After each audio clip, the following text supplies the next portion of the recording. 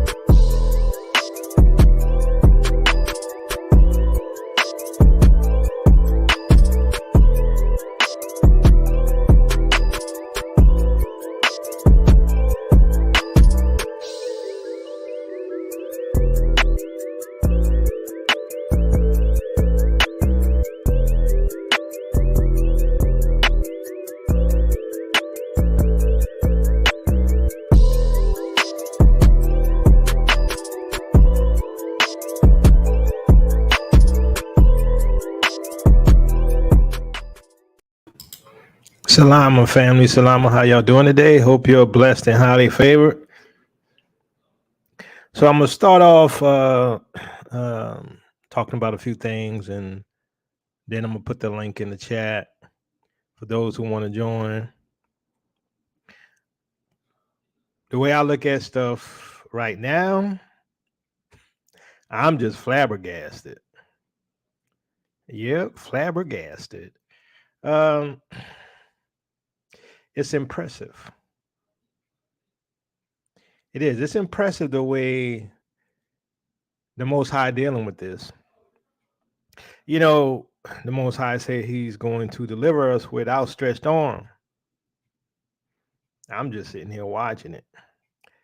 You know, they call it climate change and all this stuff, and then you know, as the days of Noah were, so shall the coming of the Son of Man be. And I'm like,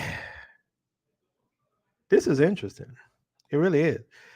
And I can't say how much longer before the second Exodus. I don't know, but it feels near. It feels near. Now, we're going to talk about some things and show some videos and stuff like that. And I'm going to start with a few things happening in Africa, which is very exciting. And I might be honest with you, that there's more news out there than I can share. Literally. I mean, prophetically wise, there's more news out there than I can share. And like I say, I don't even know what to say, you know. Oh, and just a note for my chess fans out there. Some of y'all like to play chess like I do. Hans Niemann suing Magnus Carlsen and Nakamura for calling him a cheat. I just find that interesting because I would have did the same thing. But anyway, let's go on.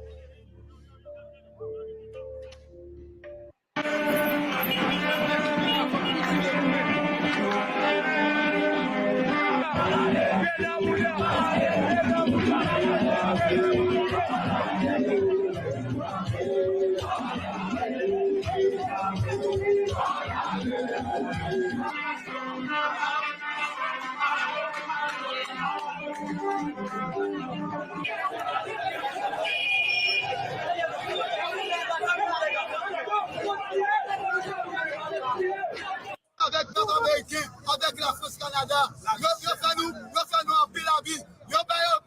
Négociant pour détruire le peuple encore. Et c'est ça que journée aujourd'hui là. Nous gobons,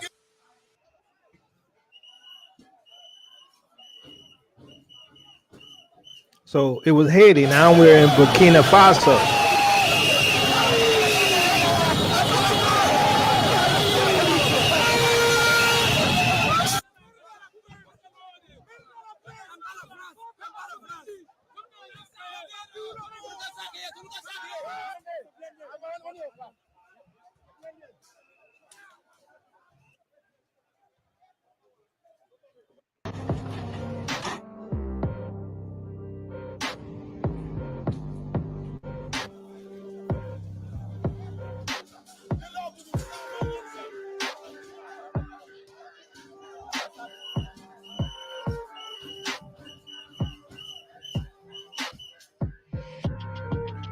Now this is from Sister Ivy Anita's channel.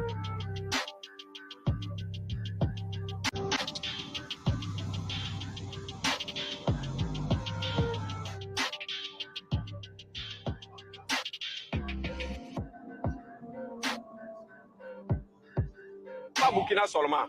Le problème de l'Afrique, là, c'est la France. Ça, je dis haut et fort. Oh yeah, it's Parce que on now. ya France en Libye, ou qu'on espace à It's tout on like Donkey Kong. Te bana wa kere azawa te ko babele, ko so menga. Te masigili bura do waka. Judah then What woke has up. been going on here on the continent and of course in Haiti, and we see and hear everything that's going on. Protests spanning for days now. Our people here on the continent in Burkina Faso, as well as our people in Haiti, have been protesting, asking for the exact same thing. They want foreign interference to stop in their countries. And of course, mainstream media is doing what mainstream media does best. You know, you cannot trust them to give you relevant information. I saw one coverage from Vice. They were talking about what was happening in Burkina Faso, but they did not even mention France. They did not mention in their coverage that the reason why the people of Burkina Faso were protesting was because they do not want France in their business anymore. They made no mention whatsoever of the sentiment of the Burkina Faso people and what they wanted. They said nothing about the atrocities that France is committing and how they fund these terrorist groups that cause the problem in the country, hell, the problem in the entire continent. So yeah, mainstream media, can't trust them to give you relevant information, can't trust them to give you the truth of the situation that's going on. Same thing with how they're covering what's going on in Haiti. This is why I'm so pleased that we now have social media and we can actually get authentic information as to exactly what is going on, because relying on these people, you get nothing. Surprising? No, of course not, because all these media outlets work hand in hand with and are down with the agenda of these invaders. They are all one and the same. Now, the same rope tie them, constantly working together to achieve the exact same goal.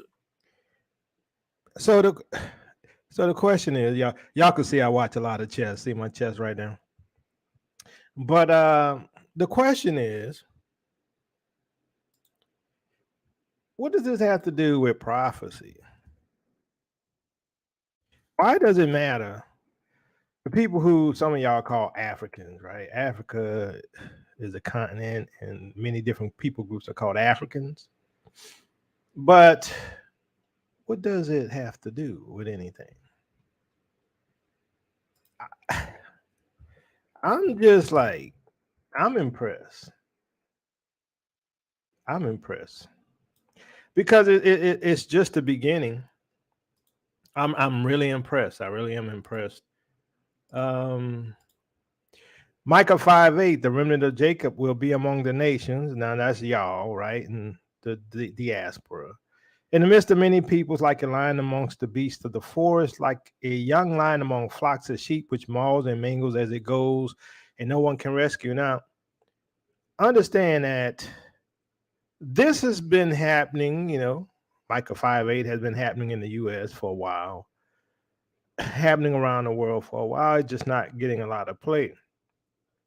But what we see happening in Haiti, Haiti was the first one to overthrow the colonizers for the most part, right? Back in the day in the 1700s, Haiti overthrew the colonizers, overthrew the slave masters, poisoned their families and their kids, and kicked them out of the country. But then they ended up having to pay some money, some what they call reparations for kicking France out. Otherwise, they were going to come there with their military. But Haiti has never been the ones to play. I'm impressed, Haitians. I'm impressed. Viva la Haitian. Right? Now, understand that there's something in the spirit realm, right? There's a war going on, and it's interesting. Those with spiritual eyes can see that our redemption draweth near, right? Those without eyes to see, they don't see nothing but typical revolution here, revolution there. No, it's over. I told y'all, fall of the Gentile powers. I told y'all that how many years ago? 6, 7 years ago? Fall of the Gentile powers. And everybody's, when I say everybody, I mean everybody. Everybody turned against the West. Oh, I love it. Oh, I know. You're going to get in trouble for saying that, Jacobo, whatever. Whatever. Why do you think they turn up the heat on so-called black folks, aka Israelites? They're pulling out every stop to stop this awakening. I'm telling you, after 2019, all hell broke loose because you woke up. I told y'all that. Everybody waking up. I told y'all there's a new sheriff in town.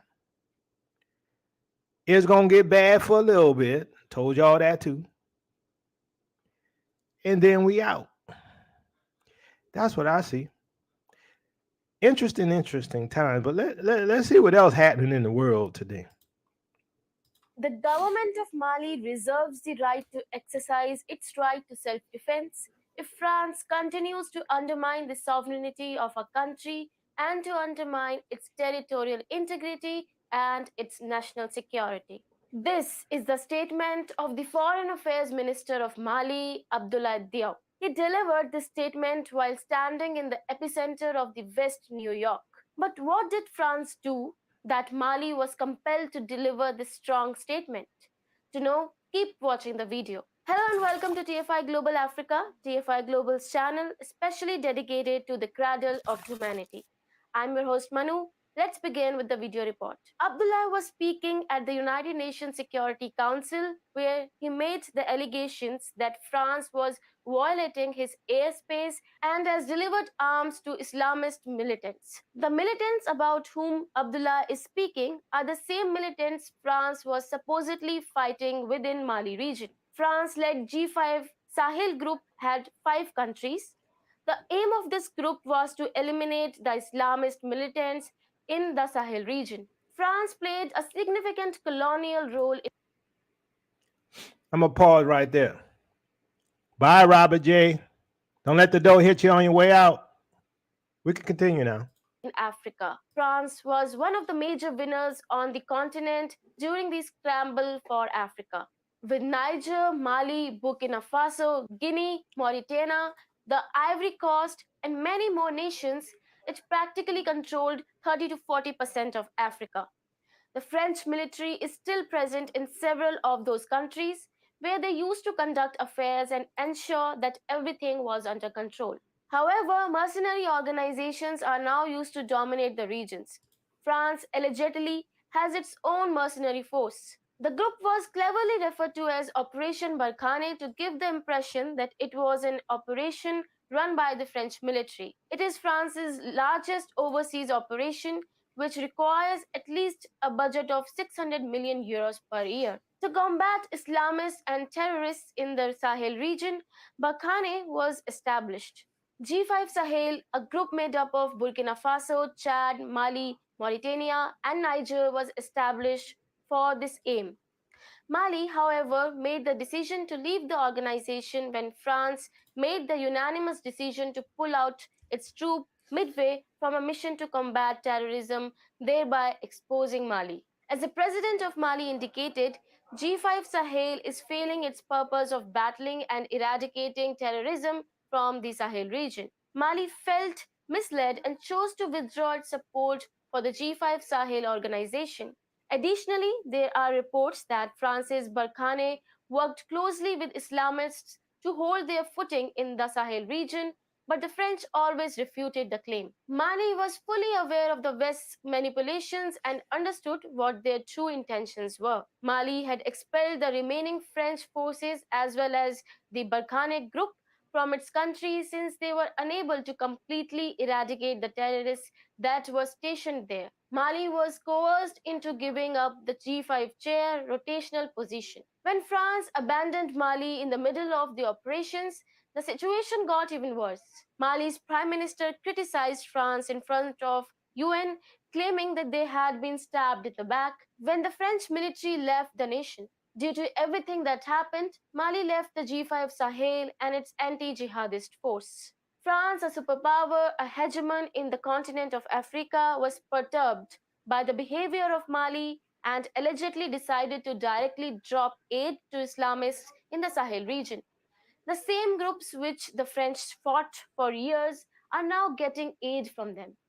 But after the arrival of the Wagner group in the Sahel region, including Mali, Islamists are running for their lives. But the arrival of Wagner did one more thing, which was decreasing the influence of France, and the French might be doing this in panic before Russia seizes the Sahel from them. France is I'm gonna stop it right there.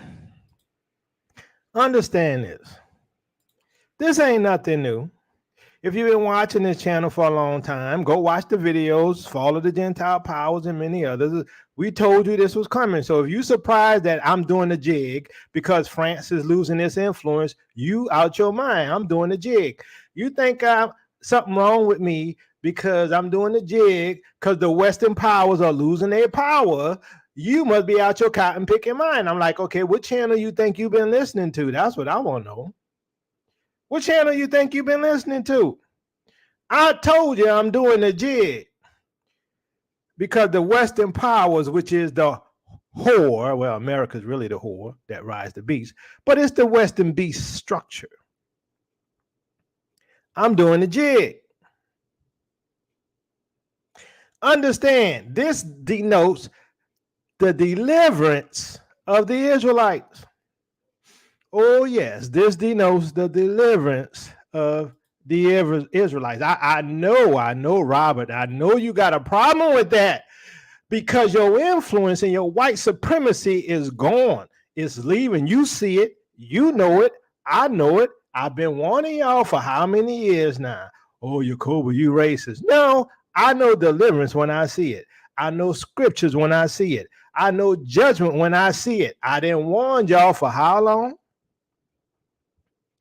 You saw who was in there after they then kicked out France from Mali. It was the Wagner Group. You know what the Wagner Group is, right? That's Russia. Oh, yeah. Why is that important? Because I told y'all, prophetically speaking, what was going to happen, right? Prophetically speaking, Zechariah 1:21. I asked, what are these coming to do? He answered, these are the horns that scattered Judah so that no one could raise their head. But the craftsmen have come to terrify them. What? To terrify them. Who? The ones who enslaved us and scattered us.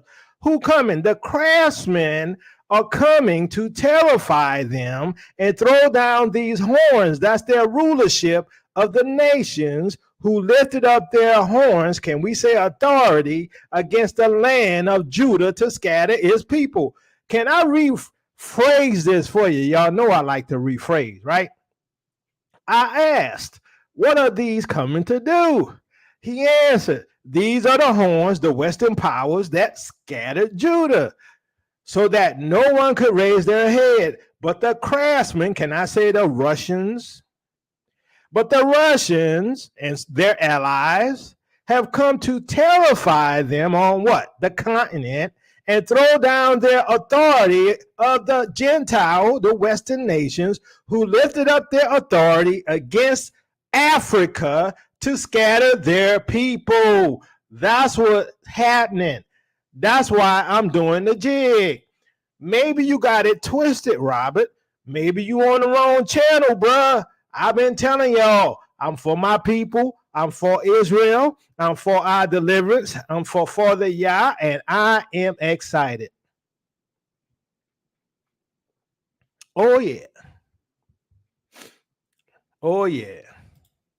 See, now, you know Mr. Tell from New Orleans, right? Wobble, wobble, wobble, wobble. Come on, y'all. Wobble, wobble. Y'all know it. Come on now. Y'all know. I'm excited. So understand this. These prophecies are happening quickly.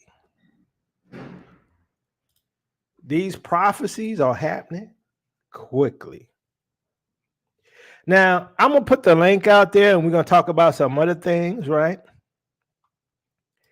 Those who want to join the conversation can.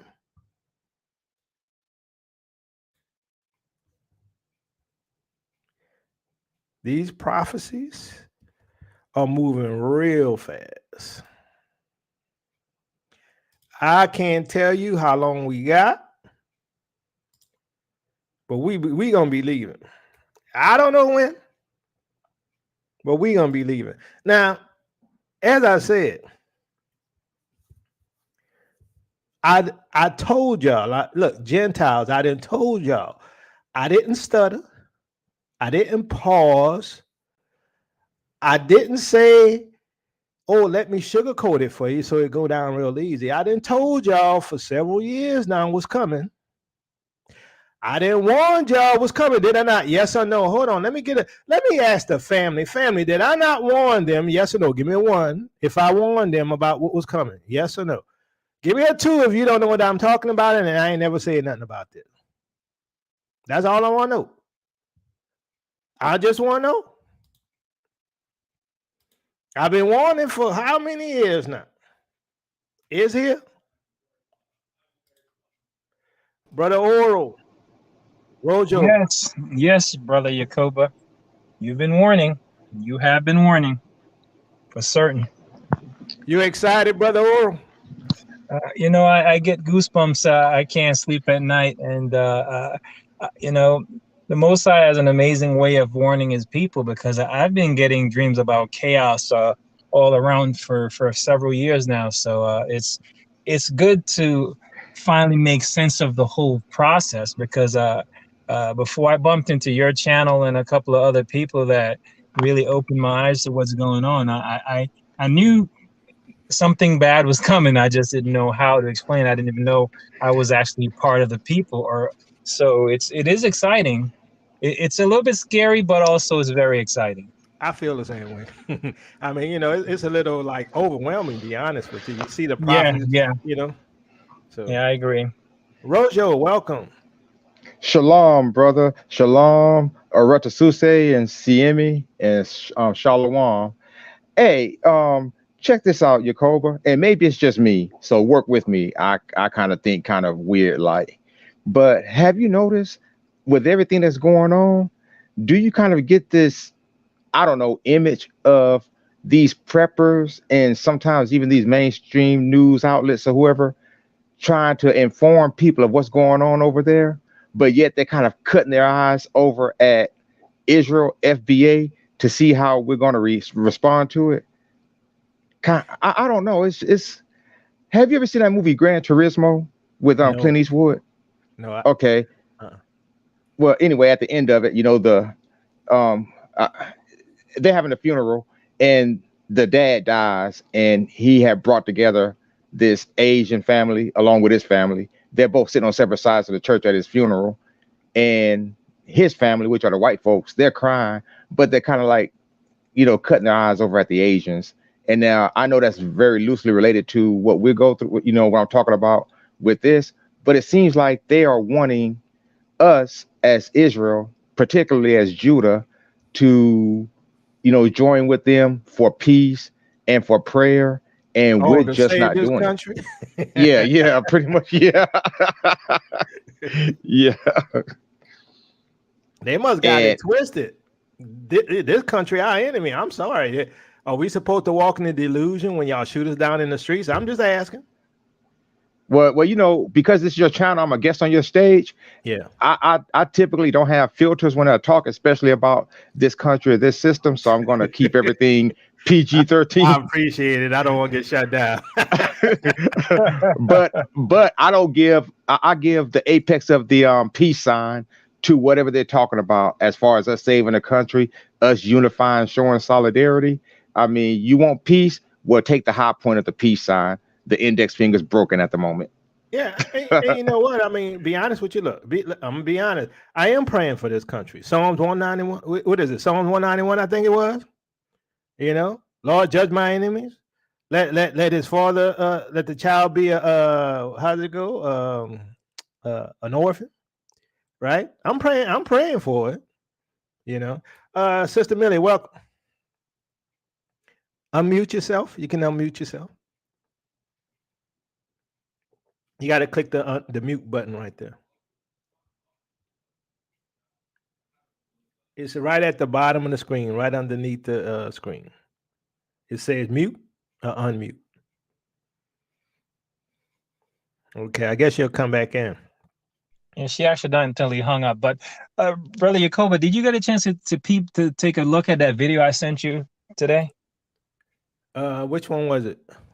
About the guy from Canada and what he's talking about, things going on, how things are starting to really be stepped up to DEFCON 5.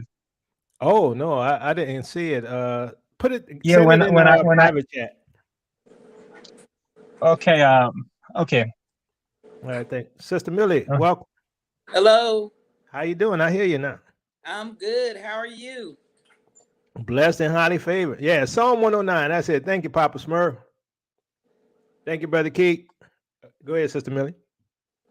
I really don't have much to say. I just wanted to put this out there because everybody knows it is what it is, and that is the revolution will not be televised. The revolution will be live. Oh yeah. Oh yeah. So I'm gonna share this other video here, and we're gonna talk about that. I got a bunch of videos. I mean, like I said, there's so much I could have shared, but let's look at this. I'm Steve Clemens, and I have a question. How does the United States get Africa so wrong? And why are other powers like China, Russia, and Turkey making more headway on the continent? Let's get to the bottom line.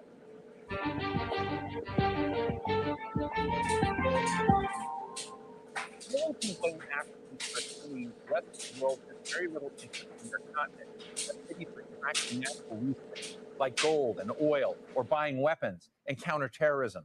Former U.S. President George W. Bush famously referred to it as a nation instead of a continent with 54 very diverse countries, each with its own unique interests in history.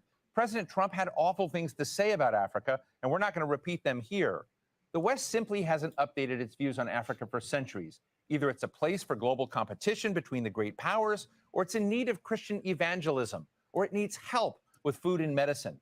There's an enormous gap between the realities of Africa's dynamism and its diversity, its entrepreneurship, that make the nations of Africa, many of them, some of the most fascinating places in the world. So is the United States missing out on the reality of Africa today? Who's getting it right, and who's filling that vacuum?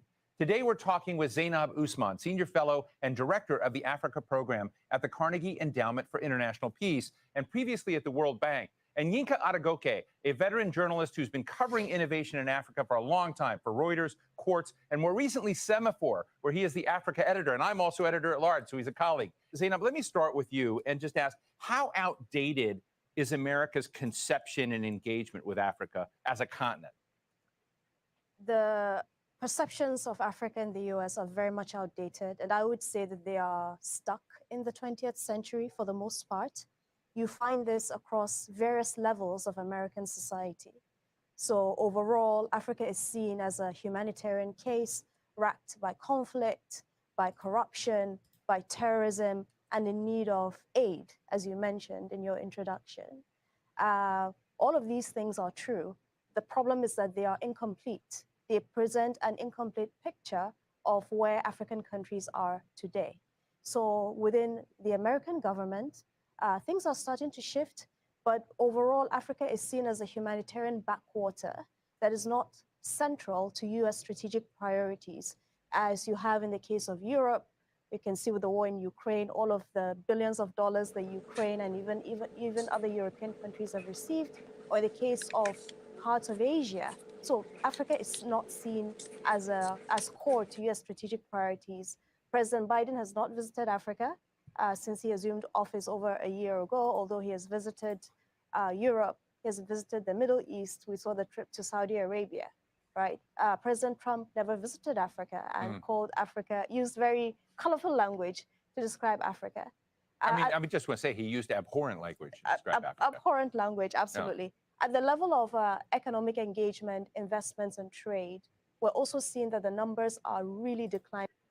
So one thing we see here, you know, we have the Haitian resistance to the quote unquote New World Order, which is the Western ruled system.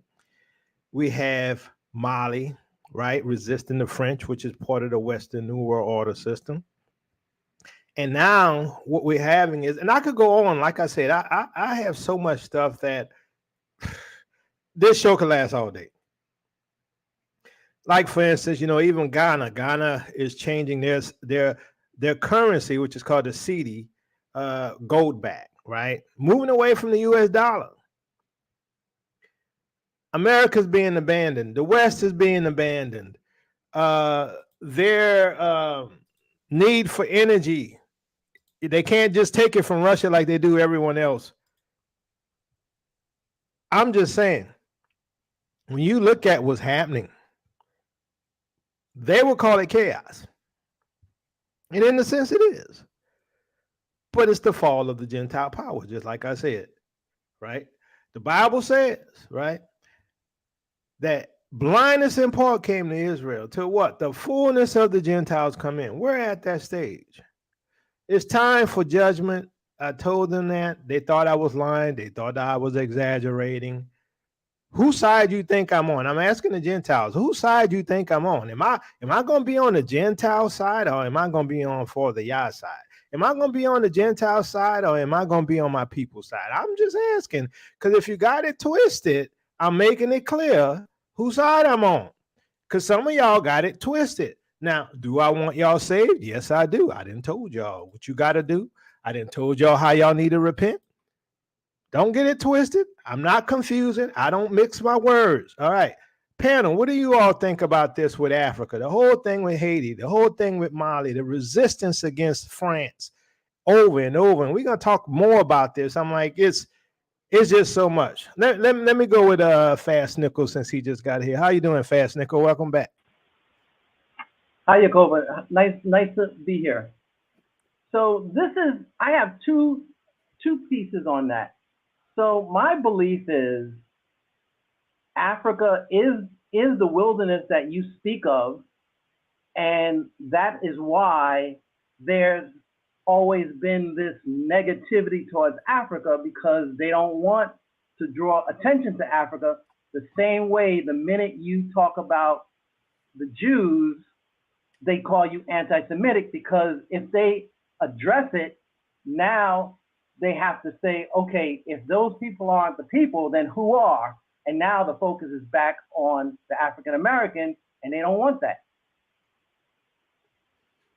Well, too, Africa has, especially when you're dealing with France. France been robbing Africa blind. Britain been robbing Africa blind. Stole multiple gold, other kind of minerals, diamonds, you name it. They've been robbing Africa blind, and now what we see happening, Africa is talking about uniting. Africa is resisting, just like we see with Ghana with the cedi being backed by gold, right? Moving away from the US dollar, which what the other nations are doing. See, here's the deal. All of the nations that's been oppressed by the Western powers, such as Saudi Arabia, and we're going to talk about them as well, which I don't like Saudi Arabia because they're going to get their judgment too for what they do to our people. But they're all know this is the time to remove the control of the whore. And why? Because you got mega countries like Russia and China that's moving the system away from the denomination of the dollar and the influence of Europe. And they, look, Russia by themselves have Europe on the ropes, right? Russia by themselves. Sister Betty Ben, any comment?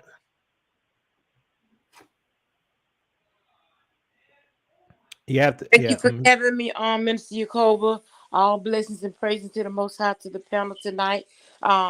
Like you've always said, Minister Jacoba, they know who we are. All of this that's happening in the world today is our deliverance. Yep. Prophecy is being fulfilled right now. That's all I gotta say. Let's just stand back and stay in prayer. And who don't know the Most High need to get to know Him, because we are living in those times. Definitely. Brother Karras, welcome. Hey, shalom, everyone. What's up, Brother Karras? How you been? I've been pretty good. It's been a lot of news being shown lately, and I'm glad that you're covering these articles because, yeah, I shout out to the Al Jazeera broadcast, which was very good, and a lot of what you're seeing there is these European countries know that they're in trouble.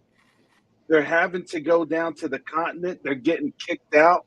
They know that they have issues in terms of not having that rod per se that they used to in order to cause issues, quote unquote. And now when they're actually saying, look, you've been supporting ISIS. You've been fundamentally, giving them stuff. I mean, Lafarge. I don't know if people saw that there was a settlement from Lafarge. It's a French cement minerals company that had to Lafarge. They had to pay like $778 million.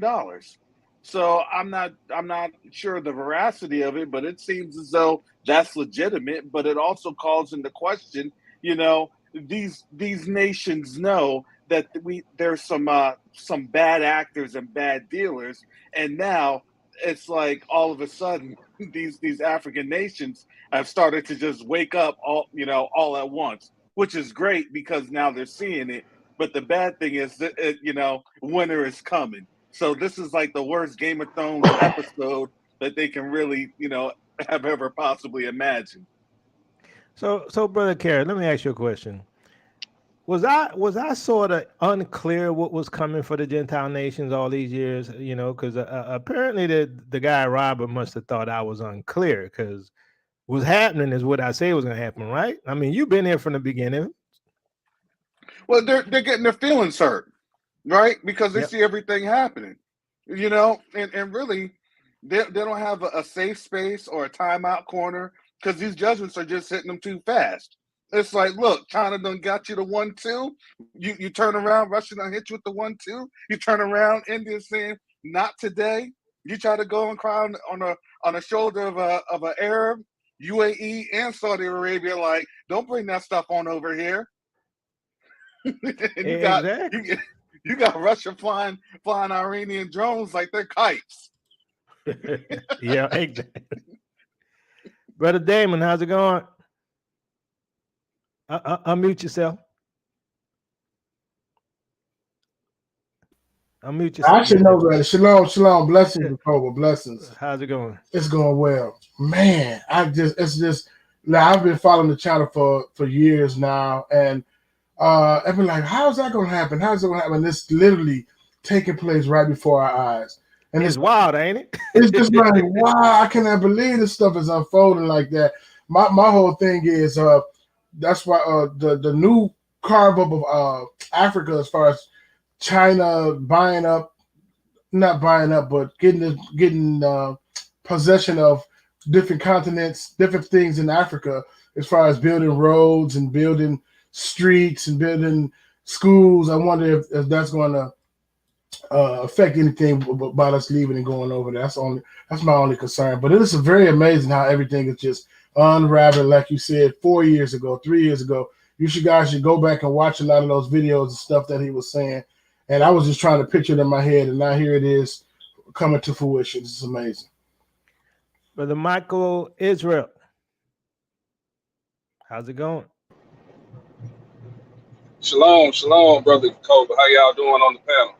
Bless. How you been? Oh man, this is some exciting times we live in. I've been watching you for the last 2 years, and man, you've been spot on with this Gentile getting they behind handed to him right now as we speak. Because the scripture that comes to my mind right now is, why do the heathen rage, and why do the people imagine a vain thing? There is raging right now. Oh yeah, they're raging. It's crazy. It reminds me too of reading what the Bible said about the days of Noah. Yeah, I see that too. I see that too. And another scripture comes to my mind is what the Father said, I'm very displeased at the heathens that are at ease. See, their ease is gone. Their ease is what? They influence on dominating the weaker nations. Yep. So that's all I got to say, brother. All right, brother Michael. So Adan Amawan, if you don't get your mic working, I can't add you to the stream. So there's one spot open. So see if you could get your mic working, and then I can add you to the stream. Otherwise, I may have to kick you out so someone else can get in. All right, so I'm gonna share this other video, which is more evidence of the fall of the Gentile powers. Like I say, it's just amazing to me. Hey, Yeah. Who was that? it was Who's that? Rojo. Hey, Roger. Before you do that, Yeah. can you do me a favor? I think I left a comment a few months ago in your thread, but can you bring up that put a link, because I think everybody needs to see that, and it's probably my favorite Teo Ministries video, and it was a reading about the eagle with the wings. Which one was that? I don't remember which video it is. Okay. Okay, it was talking about how the wings, each wing would like leave the back of this eagle or this beast like an eagle, and it would move to the front of it, and it was actually kind of frightening, to I stayed and listened, stayed through the whole thing, but that was very, very eye-opening. I can't, it was like from like I'm 4 or not 5 sure years that was. ago. I'm not sure that was me. No, that was you. Was it? Okay. Yes, sir. All right. Well. I think you have to give me some more points, and then maybe I can find it for you.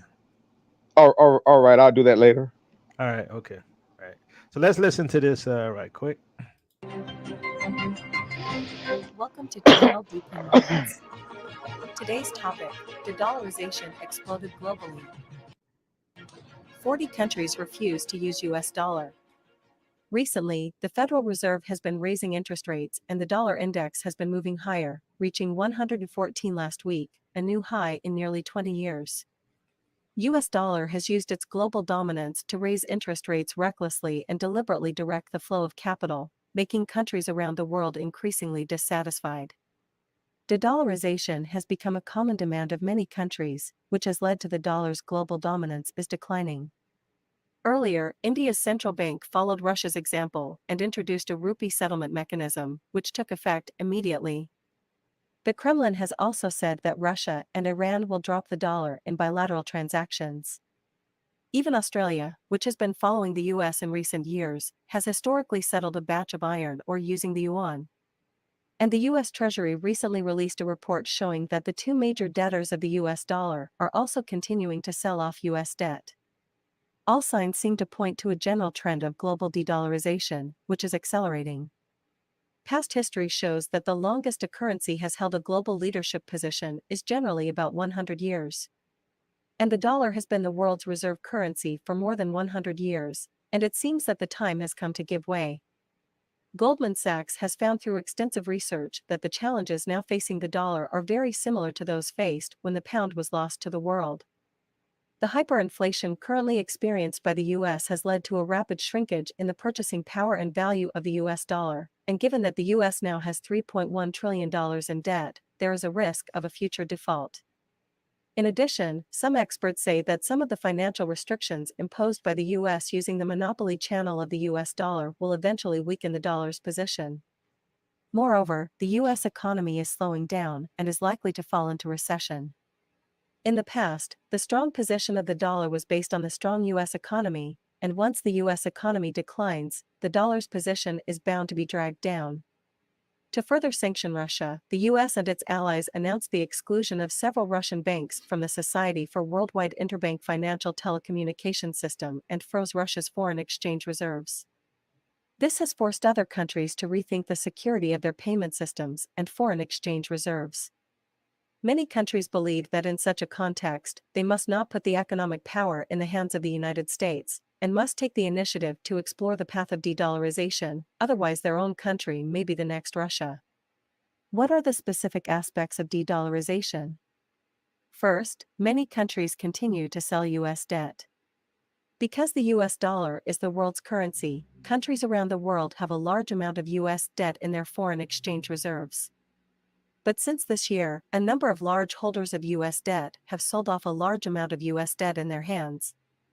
As of now, the total amount of U.S. debt sold by these countries has exceeded $750 billion, which contains a number of large economic powers, such as China or Japan, etc.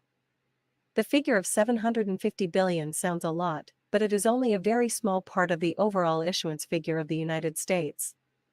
The United States itself is a country that uses debt to maintain its economic system, and they will build and invest in the country through a large amount of foreign debt.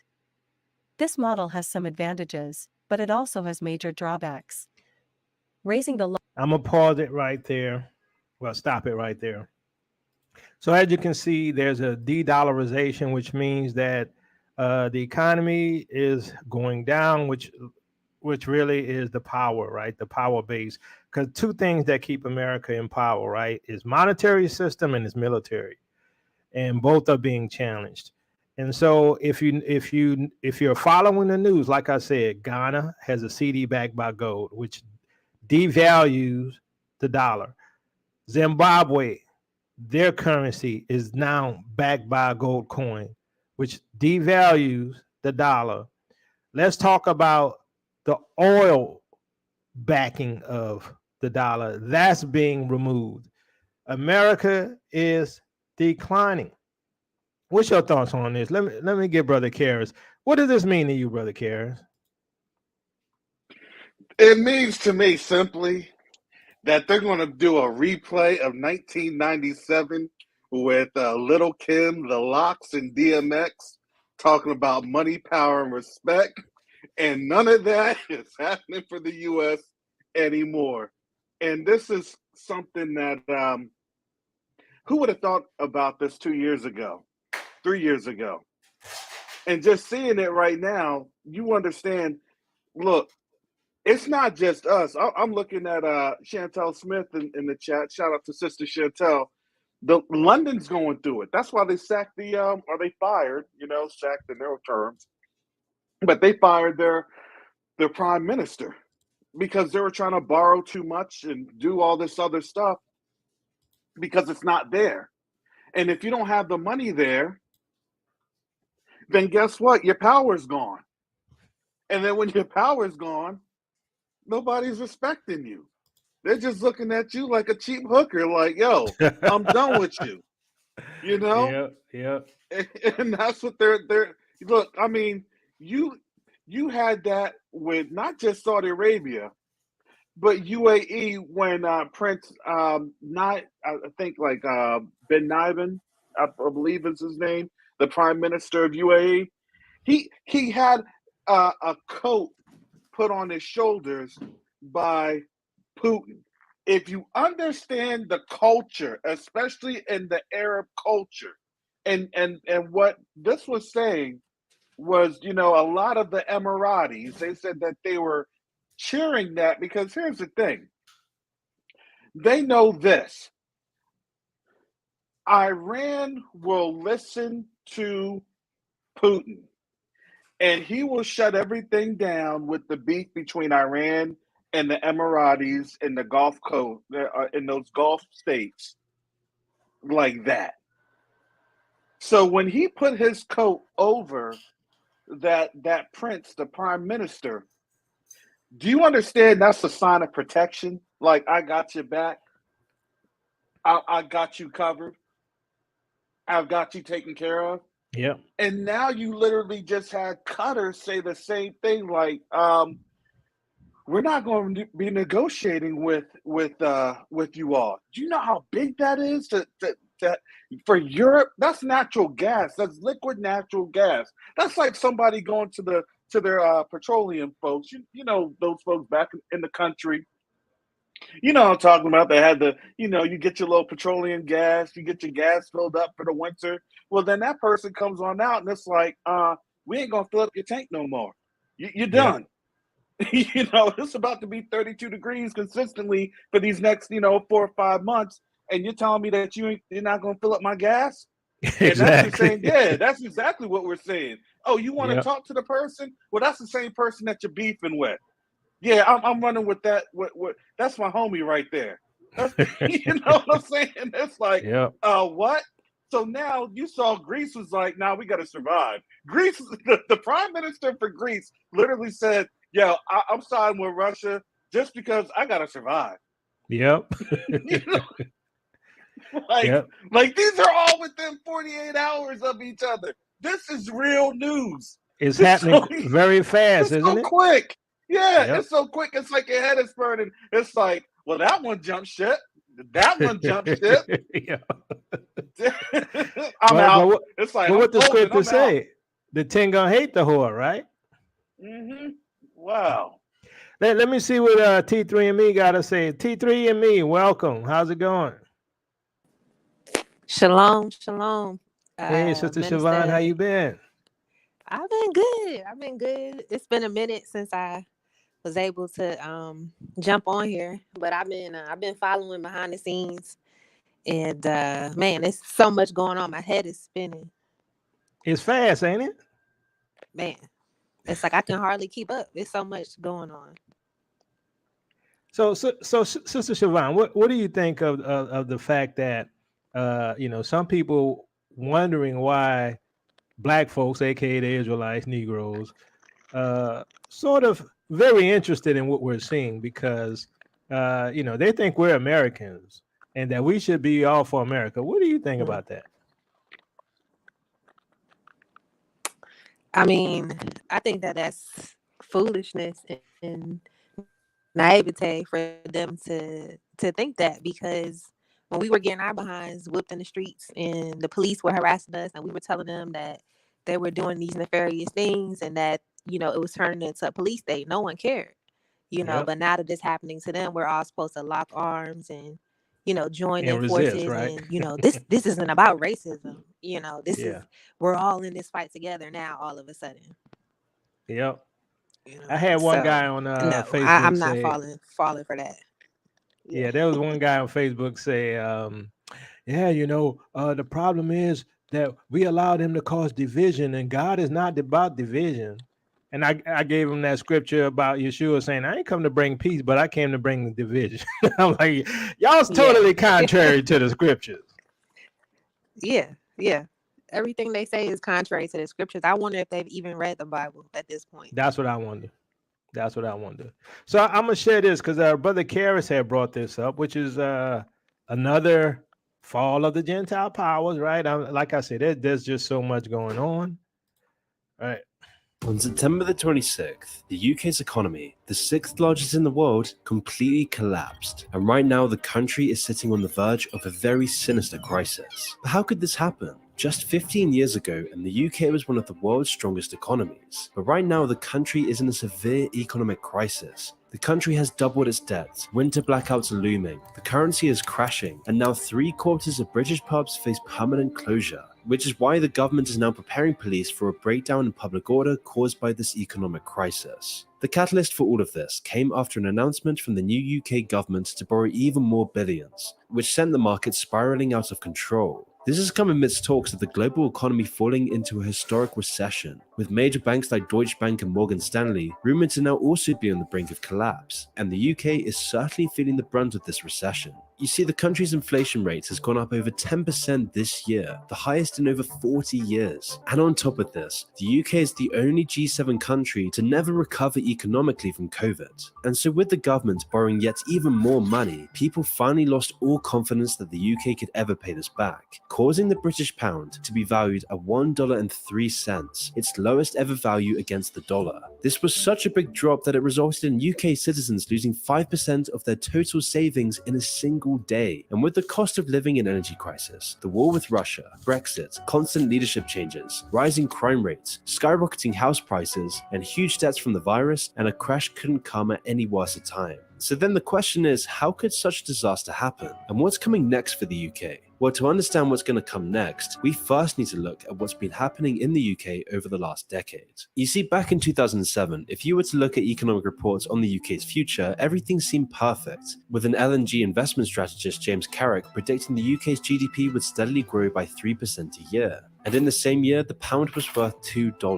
From 1997 to 2010, the UK's economic growth was stronger than any other G7 country. However, whilst everything was perfect in this period, this would all come to change during the 2008 financial crash. And since the crash, the UK's economy was always on a slippery slope.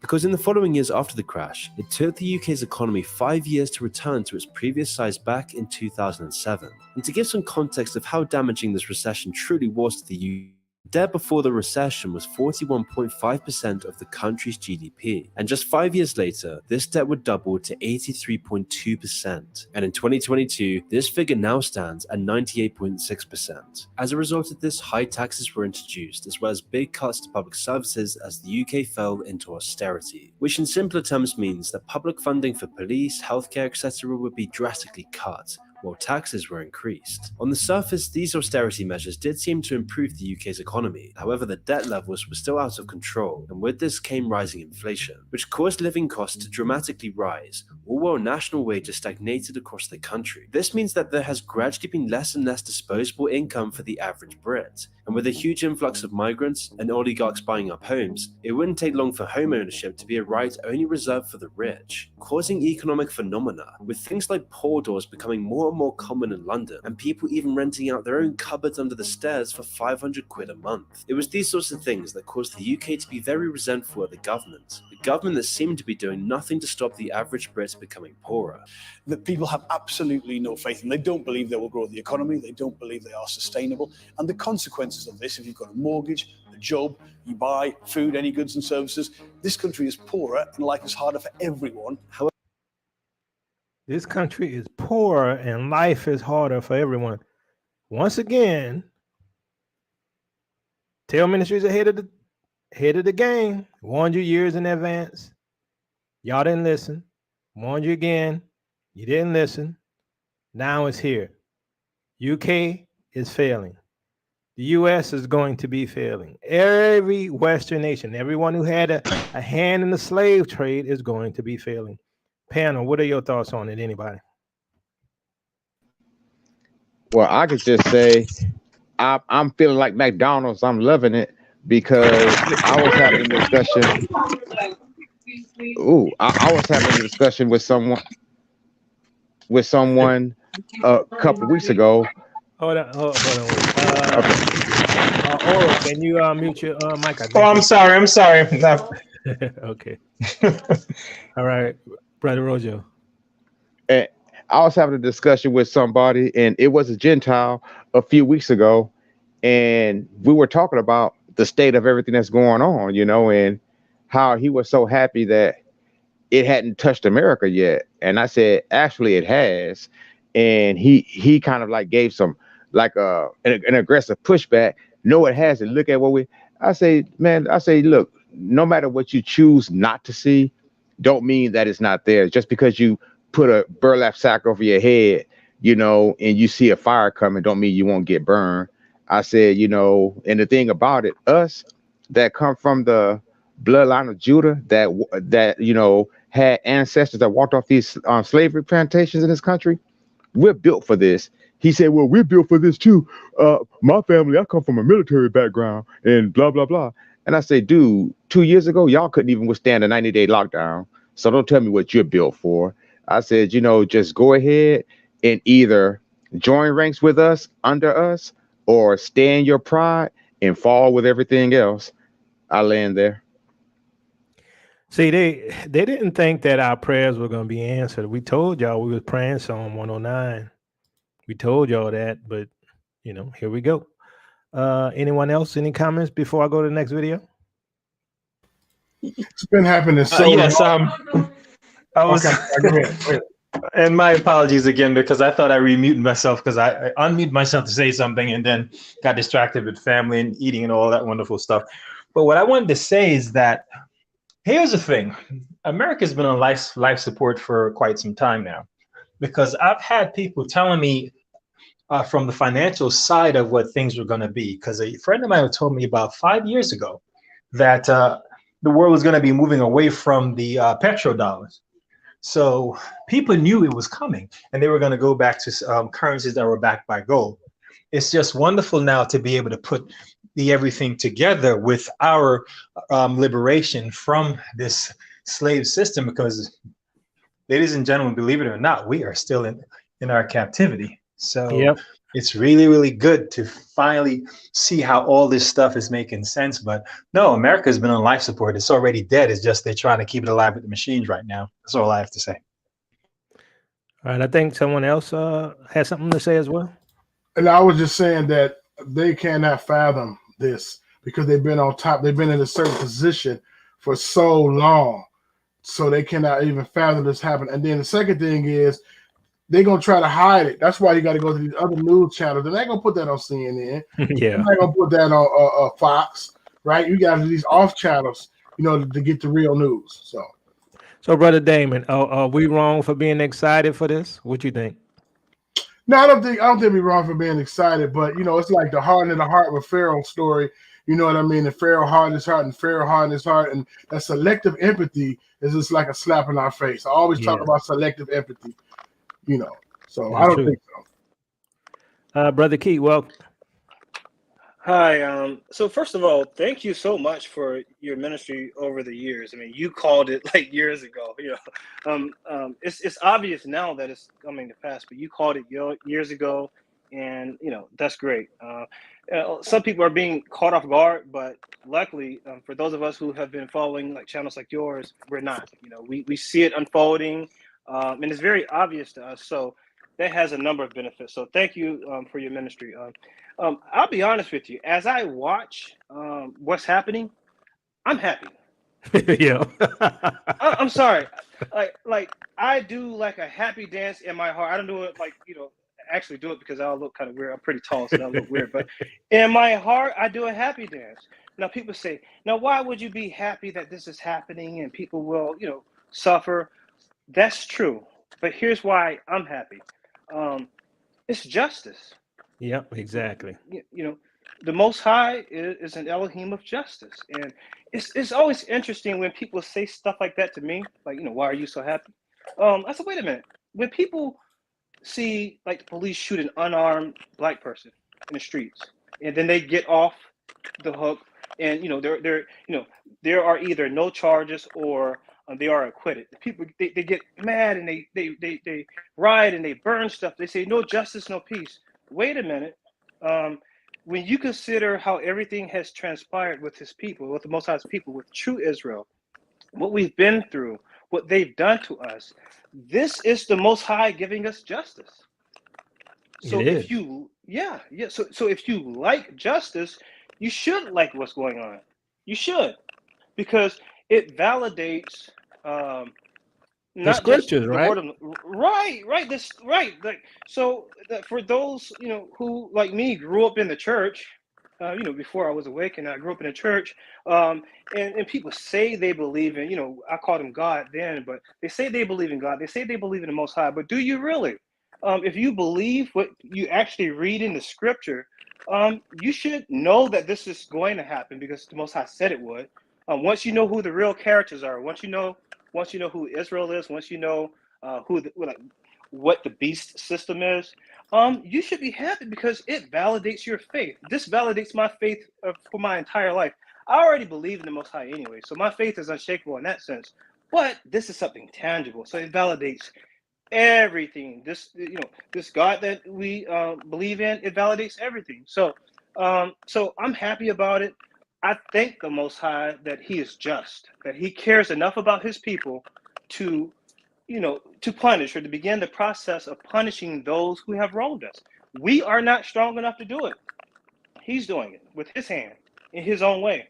I came on a little late, so I'm not sure if you covered what's going on with Saudi Arabia wanting to That's my join next BRICS. video, brother. Let me play it Okay. since you brought it All up. right. All right. Right on time.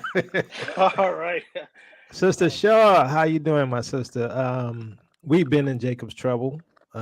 This is toward the end of Jacob's trouble. So we're at the end of that. So we've been in Jacob's trouble since we've been in captivity. So let me share this next video.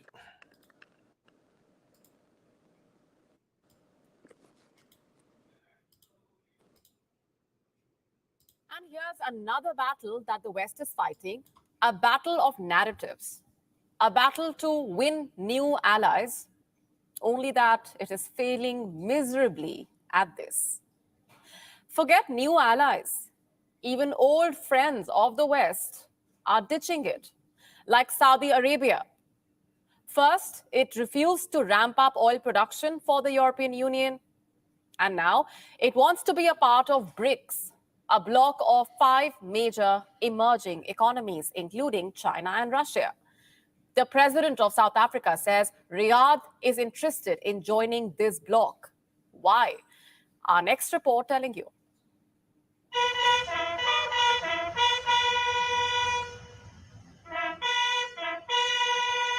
This is Cyril Ramaphosa, the president of South Africa. On Sunday, he visited the Kingdom of Saudi Arabia and made a stunning revelation. Ramaphosa said that Riyadh wants to join BRICS, a bloc of 5 major emerging economies: Brazil, Russia, India, China, and South Africa. Saudi Arabia wants to be its 6th member. At least that's what Ramaphosa claims. Here's what he said during the visit. The Crown Prince Mohammed bin Salman did express Saudi Arabia's desire to be part of BRICS. That's not all. The South African president says Saudi Arabia is not the only country. A couple of others are keen on joining as well. Watch this. They have a great desire, and they are not the only country that is finding the BRICS family or formation attractive because of what BRICS stands for.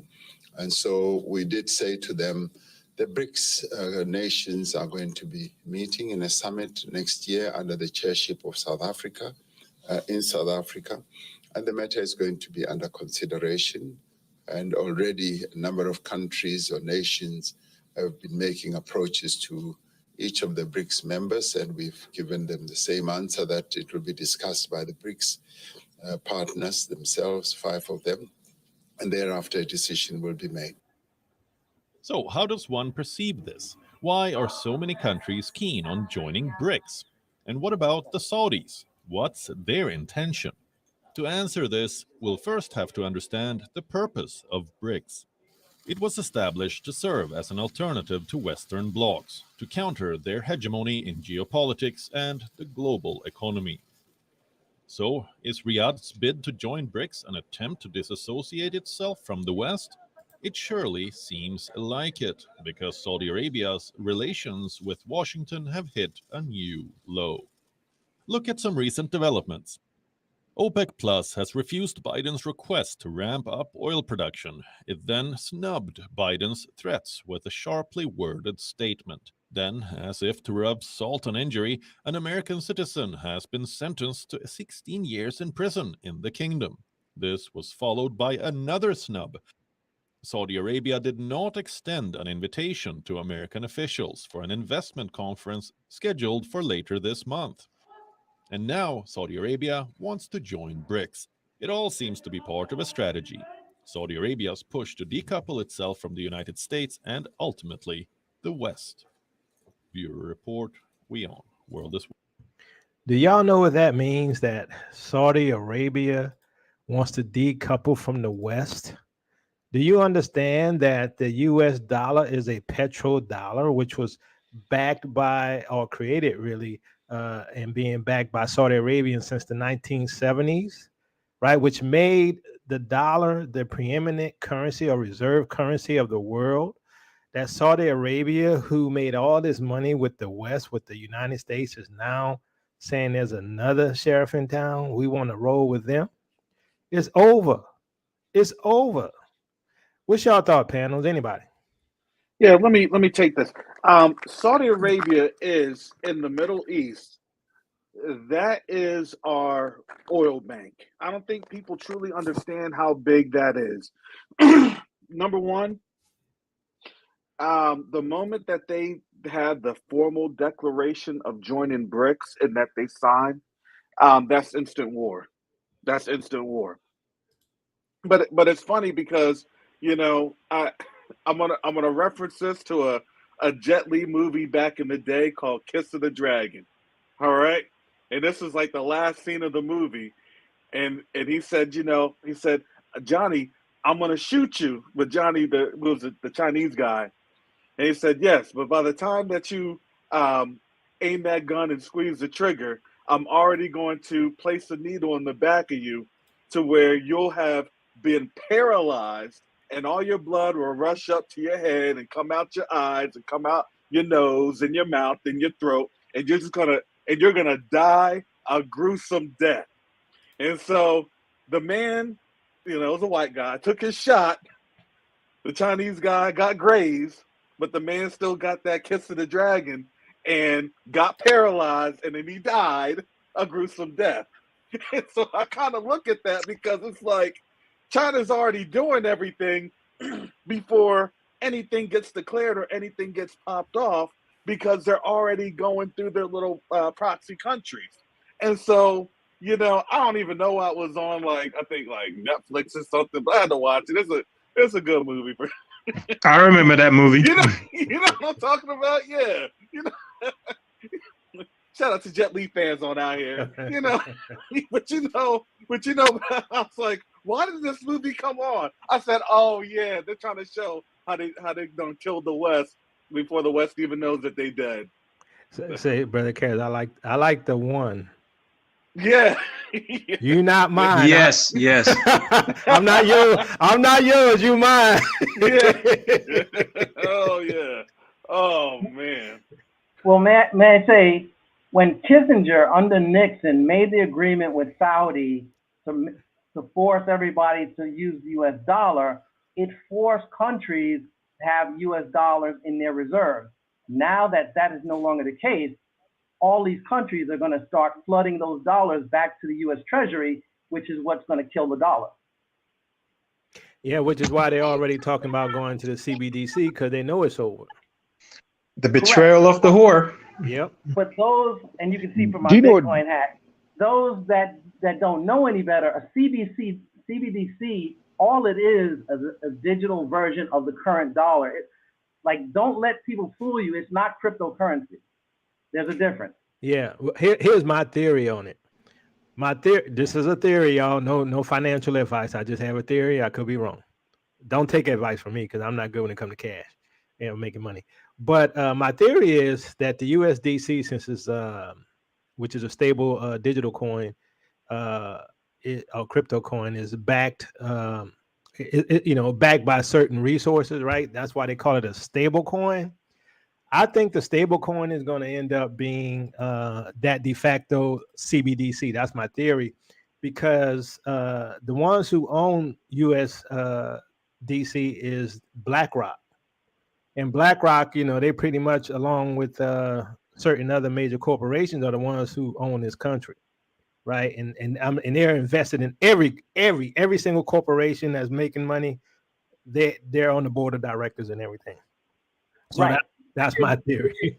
Which is the USDC crypto coin, not to get confused with the digital coin that they're creating. Yeah, correct. But you know how they do public-private partnerships? I think that's what they're going to do there. They're going to do a public-private partnership, and they're going to generate. Because look, why would the Federal Reserve need to go and rebuild that infrastructure and rebuild, a digital coin, when they could just really, get one that already exists? And that's why I think it was named USDC. That's just my theory. We'll see. Don't take advice from me. I'm telling you. I'm gonna tell y'all straight up. I think I'm gonna put a new tagline or a new description on my profile on some of my social medias, and you just call me Mr. Second Thessalonians 1:6, because every time these Eurocentric New Testament is, that's not a word, I just made it up, but whenever they come to me anyway with the whole John 1:6, John 3:16, and some of these Acts verses, I just have to go, because if you're going to play the New Testament, 2 Thessalonians is much closer to the book of Revelations than any of those other ones that they name. So 2 Thessalonians 1:6, you can read that for yourselves. I'm pretty sure that a lot of people in here are familiar with that verse. And I also think of in the Old Testament, now that verse escapes me, when they talk about raise it even to the Oh foundation. yeah, yeah, That's kind of the song I'm singing in my heart about this country right here. I yep. give 0 EFFs about it. I know. I mean, either. Big Red, welcome. How's it going, my brother? It's going good, man. It's going a lot better than it is for the Gentiles. I'll tell you that. It's happening quick, ain't it? Man, Japan right now the yen is 150 against $1. That means $1 is equal to 150 yen. That's crazy. Wow. And the biggest thing about that is Japan is the biggest holder of treasuries right now, U.S. treasuries. So what they're about to do is they're about to dump all those treasuries, get dollars, and then dump those dollars to boost their own yen in. And that's about to have the dollar go through a tailspin because they're going to have to dump a lot to make that up. It's 150 to 1. That's crazy. That's why all these countries going to gold-backed currency, huh? Yeah, that's why BRICS and all them using precious metals and resources to back that new dollar that the UN and the ruble trying to form up with. Like America losing the economic war bad. Like Biden up there eating ice cream, talking about, oh, we got the best economy ever. And I'm like, anybody who believe that is under strong delusion. Well, we got a lot of people under strong delusion for sure. They all under the strong delusion. It's going bad. I mean, it's the economy, the Credit Suisse and all that you just played. That's basically they're not going to get bailed out. So that's going to take down a ton of people in Europe because a lot of folks have assets in that bank, and it's just going to flood all the way around. Same thing with Japan, and the same thing with the UK. That's why Liz Truss stepped down today because the Bank of England is like, y'all going to have to figure it out. We ain't bailing you out. But guys, you see, we have to remember when the Titanic was going down, it's like they had the band playing and telling everybody, "Don't worry, don't worry."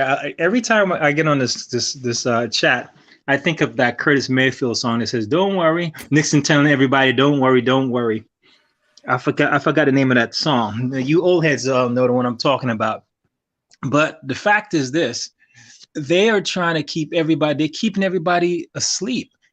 The mainstream media is letting everybody think that everything is fine, everything is great. Every time you look on the war, it's like Russia's getting their butts kicked by the Ukraine, all that stuff. And they're trying to divert the attention from what's really happening.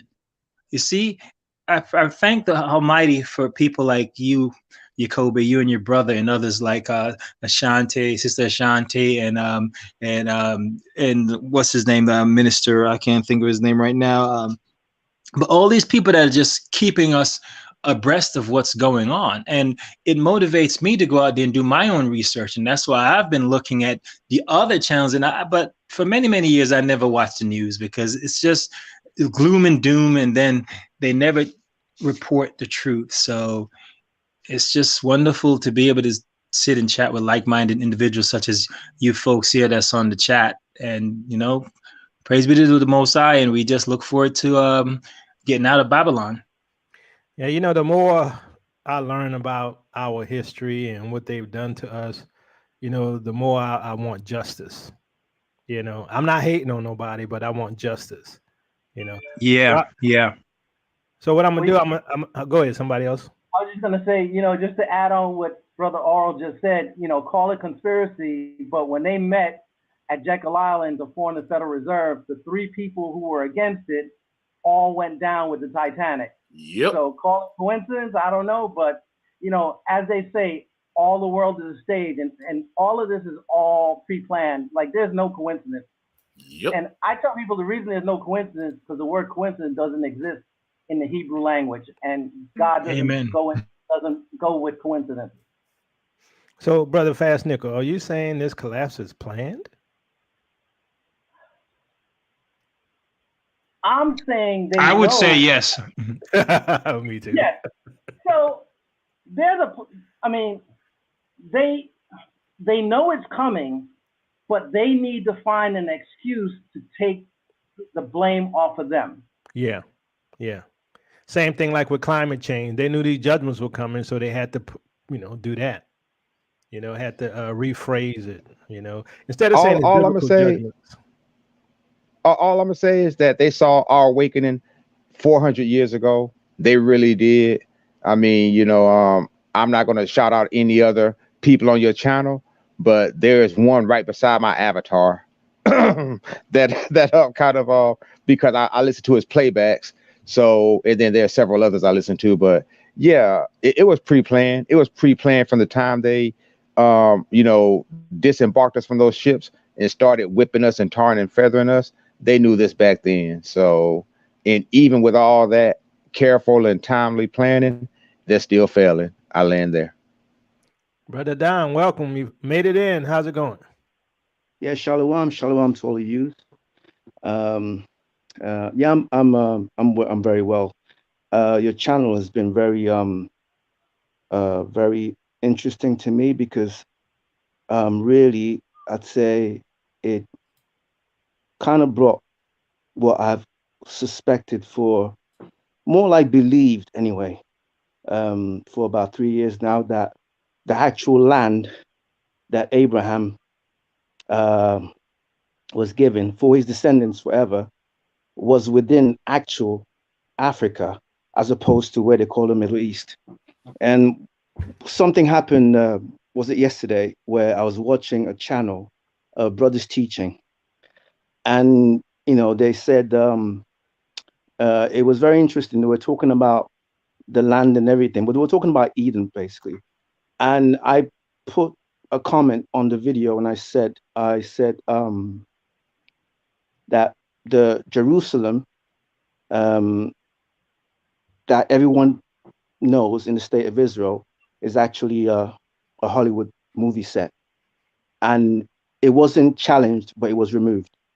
The comment was just removed, and it just, or if you think common sense, basically, because what I feel from my and hopefully I could get to talk to you a bit more as time goes on, but what I realized that is that if you actually read the book, a lot of places that you see in the book, if you actually type in the meanings of those places, it feel the way that what I'm getting is the Heavenly Father, when He names places, He names the places according to what they look like. So like the vegetation, what you find there. Like when you see Sinai, if you go into the meaning of Sinai, it means thorny. The vegetation is dry and thorny, sort of thing. You can tell where places are. Even when you hear the Red Sea in the Bible, when you go into the Hebrew text, it doesn't say the Red Sea. It says the Sea of Reeds. Yeah, the Yam Suf. Yep.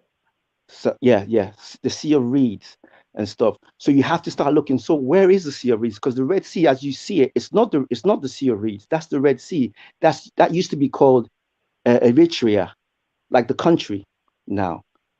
Place like, then you start finding where is the real Red Sea. So you have to, you find a lake that has reeds in it, that has reeds, that has reeds around it. You find a lake that has 12 Exodus, let me see, Exodus,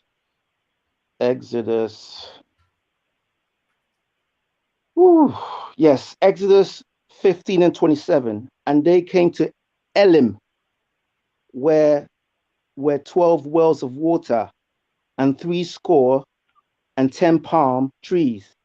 And they encamped there by the waters.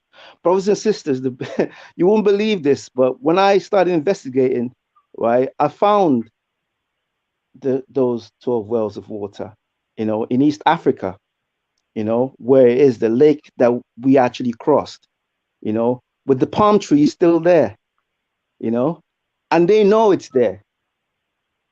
They know it's there because the enemy is actually encamped there. I don't know if you know this, but there's a lot of things going on in East Africa. There, from Ethiopia to Kenya, to the borders of Tanzania and stuff like that. So even, I don't want to say too much, but from my investigations as you go, even Mount Sinai, we know that it's not that place that they say in the Middle East, that dry place. Think about it, the sand of the sea and everything, as many as we are. Whenever you see a picture of the so-called Middle East, it's always so dry and beige. There's nothing there. They call it the Fertile Crescent. There's nothing there, and it's right before your eyes. And people, because the thing is one thing to know who you are. one thing to know who you are. It's another thing to know where your land, because a people is always connected to a land. That's the beginning. A people has to be connected to a land. And even when a lot of brothers are there, they're in the they're starting to realize who they are, but they can't connect. They forget. All you got, sometimes it's just right there in your face. All you got to do is go back to where you came from. That's the original place. So the trick, everyone's being tricked. Everyone's been lied to, every single, even people who mean well, right? They come out and they're lying, not even knowing they're lying. Yeah. Because the whole deception is a lot more than just covering faces. Yeah, like right here, Sister Talisha asked, the chariot wheels that Ron Wyatt found in the Red Sea, maybe they could be from a different event. I don't know. Ron Wyatt has been proven a fraud. He's a fraud. Okay? Exactly. And there's a lot of frauds within Christianity and liars. The Yom Suf, in my opinion, is more than likely the Nile, right? Now it could end up being Lake Victoria as well, but I believe it's the Nile. And also, like for instance, I don't know if you follow my teachings on there, Brother Eden, but I believe that the true Jerusalem is in what we call Ethiopia. And I believe the true land of Israel is from the Niger River all the way to Ethiopia, Abyssinia. But to be honest, the territory from what I've seen that Israel controlled was all the way from West Africa, Sub-Saharan, all the way to India, which would include what we call Arabia, parts of Egypt, all the way to India. So I believe that's how extensive true Israel was. So let me share this video because I got a lot more. Hey, Minister Yacobo, before you move on, can I ask you a question? Yeah, go ahead. I didn't get a chance to speak yet, but I just want to ask you a question. Go ahead. Yeah. It's on topic, but it's kind of a different conversation. So what type of advice or solace, or maybe even just your sentiment, would you give? And I kind of want to gather my thoughts to pose the question correctly. But based on Romans 12:19, where the Most High talks about vengeance is His, and I say that when and I hope you can gather what I'm trying to propose, but vengeance is His. So when we see these uprisings and things, and we know that whenever there's uprisings, there's always going to be death, and it may be actually some of the innocent people. You got children, you got grandmothers, grandfathers, etc. But we know at some point things going to have to come to a head. So I'm referring that to Romans 12:19, saying that okay, vengeance is the Lord, but I think at some point something's going to have to come to a head, and we know these authorities. While we can win battles in small rebellions and different things, it's kind of hard to defeat them in war. So that's why. Okay, so can you summarize your question, I guess?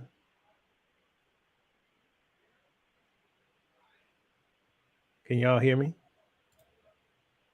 I can hear you fine. I think we lost him. Greg, you still there?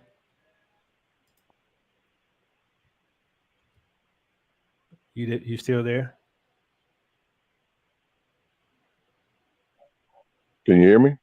You went silent. I didn't catch the last part of your question. I guess to summarize, I'm just can you hear me? Yeah, go ahead. I hear you now. Yeah, I'm gonna try to be brief, but I'm saying that for we know these type of things, but I'm someone else on the panel. You're starting to break up again. Maybe advice. Oh man, I don't know why I'm having such bad reception right now. Can you hear me again? Okay, I hear you now. Yeah. So what type of solace or something would you give to people who may worry? Now, I'm not saying that I'm one, because I'm sure everybody's looking for the moment that we're going. be saved out of this. But when you think about grandparents, within there's going to be always some casualties. Yeah. So do you think man, I lost my train of thought. So Matthew 24, I think is 22. What do you? I mean, just what are your thoughts on what advice would you give to people who may be concerned? Now, I'm not saying that I'm one, but I know that I've talked to different people, and some people are actually worried about when Jacob's trouble already started, but when it really reached the climax, So we always talk about rejoicing. We know the Most High. So whenever things happen, what You type starting to give break it down. someone You're who starting to break up actually again. may be concerned? You started breaking up again. Well, if you For me, if, those if you people get the gist of that are what I'm saying, concerned, Yeah, can you just sum it in one if you get sentence the for me? gist of what I'm saying, if you get the gist of what I'm saying, what type of advice or solace would you give to people who are concerned when this thing climaxes and there may be casualties? Yeah, so that I sort of talk about this a lot. Is that one, you need to make sure you're born again, right? You need to know that you are truly born again. Your name's written in the Lamb's Book of Life, and not only just believing in Yeshua, but acting on what He said. Why call me Lord, Lord, and do not what I say? As I taught yesterday, you need to make sure you have active faith and not dead faith, right? Dead faith is, you say you believe, but you don't act. So that means you don't really believe. Because if you believe on something, you're going to act on it. If you have a chair, you believe that chair going to hold you, you're going to sit down. If you never sit down on it, you don't think it's going to hold you. So I would say for those who are fearful, you need to make sure, one, that your name's written in the Lamb's Book of Life. Now, as far as those people who are Gentiles, who, if I understand your question correctly about Romans 12, that don't take revenge. Like, we're not taking revenge, right? And we're glorifying in the word of Yah that is coming to pass, and He's going to deliver us from our enemies.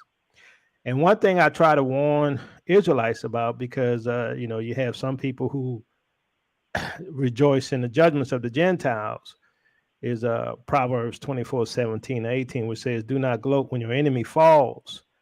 When he stumbles, do not let your heart rejoice, or the Lord will see and disapprove and turn His wrath away from him." So if you want the Lord to turn His wrath away and you don't want to see the justice, then, gloat.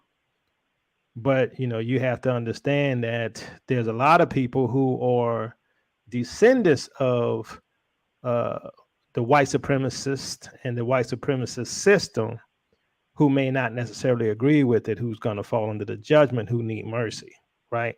And that's why I always stand on the side of anyone whosoever will, let them come, right? But that doesn't mean I'm not looking for justice. Go ahead, brother Fast Nickel. I was gonna say, just like you said in your teaching about the two witnesses, it's, for the grace of God go I. So we can't be gloating, because we could be those people too if it wasn't for the Most High. Yep. Yeah, it's for His mercy, because our people were no good. I mean, the more you read the scriptures, the Bible said that Israel ended up being worse than the Gentiles. I'm like, oh my goodness, we were that bad to be worse than the Gentiles, So, it's all about mercy and grace, but at the same time, like for me, I'm straight up and raw. I give you the apple cider vinegar with no honey in it, right? I give you the apple cider vinegar with no water, because, sometimes you got to take it straight. And that's just the way I am. Some people don't like that. Man, that burn, that sting. Yacoba, you racist, whatever. Man, that burn, that sting. Yacoba, you racist, whatever. Somebody can I say something real quick? Yeah, go ahead. Yeah, go ahead. I'm sorry, it'll be really fast. I'm sorry. I don't know if it was you or Karis that brought out the meme, but sometimes, in relation to what you just said, the last thing you just said, I kind of think of us in this situation, but I'm not giving these heathens a pass either. But that Genghis Khan meme where it says, we must have done something really horrible. Otherwise, the Most High wouldn't have sent a judgment such as him upon us. Yeah. So, sometimes I think about that, Anyway, Oh, I land. look, Brother Roger, I'm not giving them a pass. Oh, no, sir. What I'm doing is I'm allowing for the Most High to do his work and win many souls, right? I'm not giving them a pass. You did the crime, you're going to do the time, right? That's just the way it is. Now, it's up to the Most High on what time you get, what judgment you get, how long it's going to be, how severe it's going to be. That's his place, not mine. I'm the one that tells you, hey, here's what the rules are. Here's what the sentence is. If you want a favorable judgment, you need to repent and show mercy, show repentance in action, right? Because a lot of Gentiles think it's enough to say I'm sorry. No, it's not. It's not enough, right? That's why the Most High say y'all gonna give us back what you stole from us, right? You're gonna pay in more ways than one for what y'all done to our people, hanging us from trees. I'm just saying that's Bible. I know you don't get it straight like that in the church. You like it soft coded. You like a little honey on it. I'm sorry. That's just the way it is.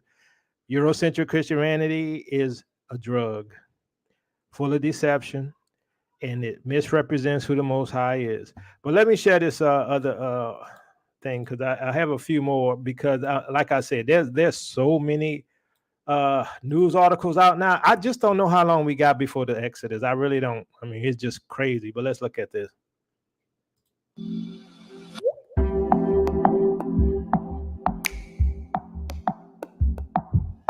In Europe, NATO is increasingly being viewed as a warmonger.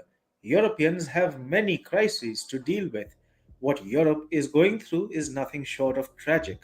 Amid an intense energy come economic crisis where people are struggling to make ends meet on a daily basis, NATO and EU seem to be inkling for a war with Russia.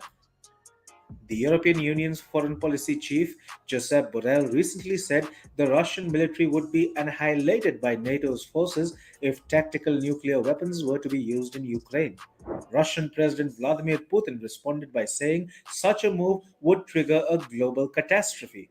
Europeans, for one, have had enough. Now they want to get out of NATO and get out fast. That's why anti NATO protests are simmering all across Europe.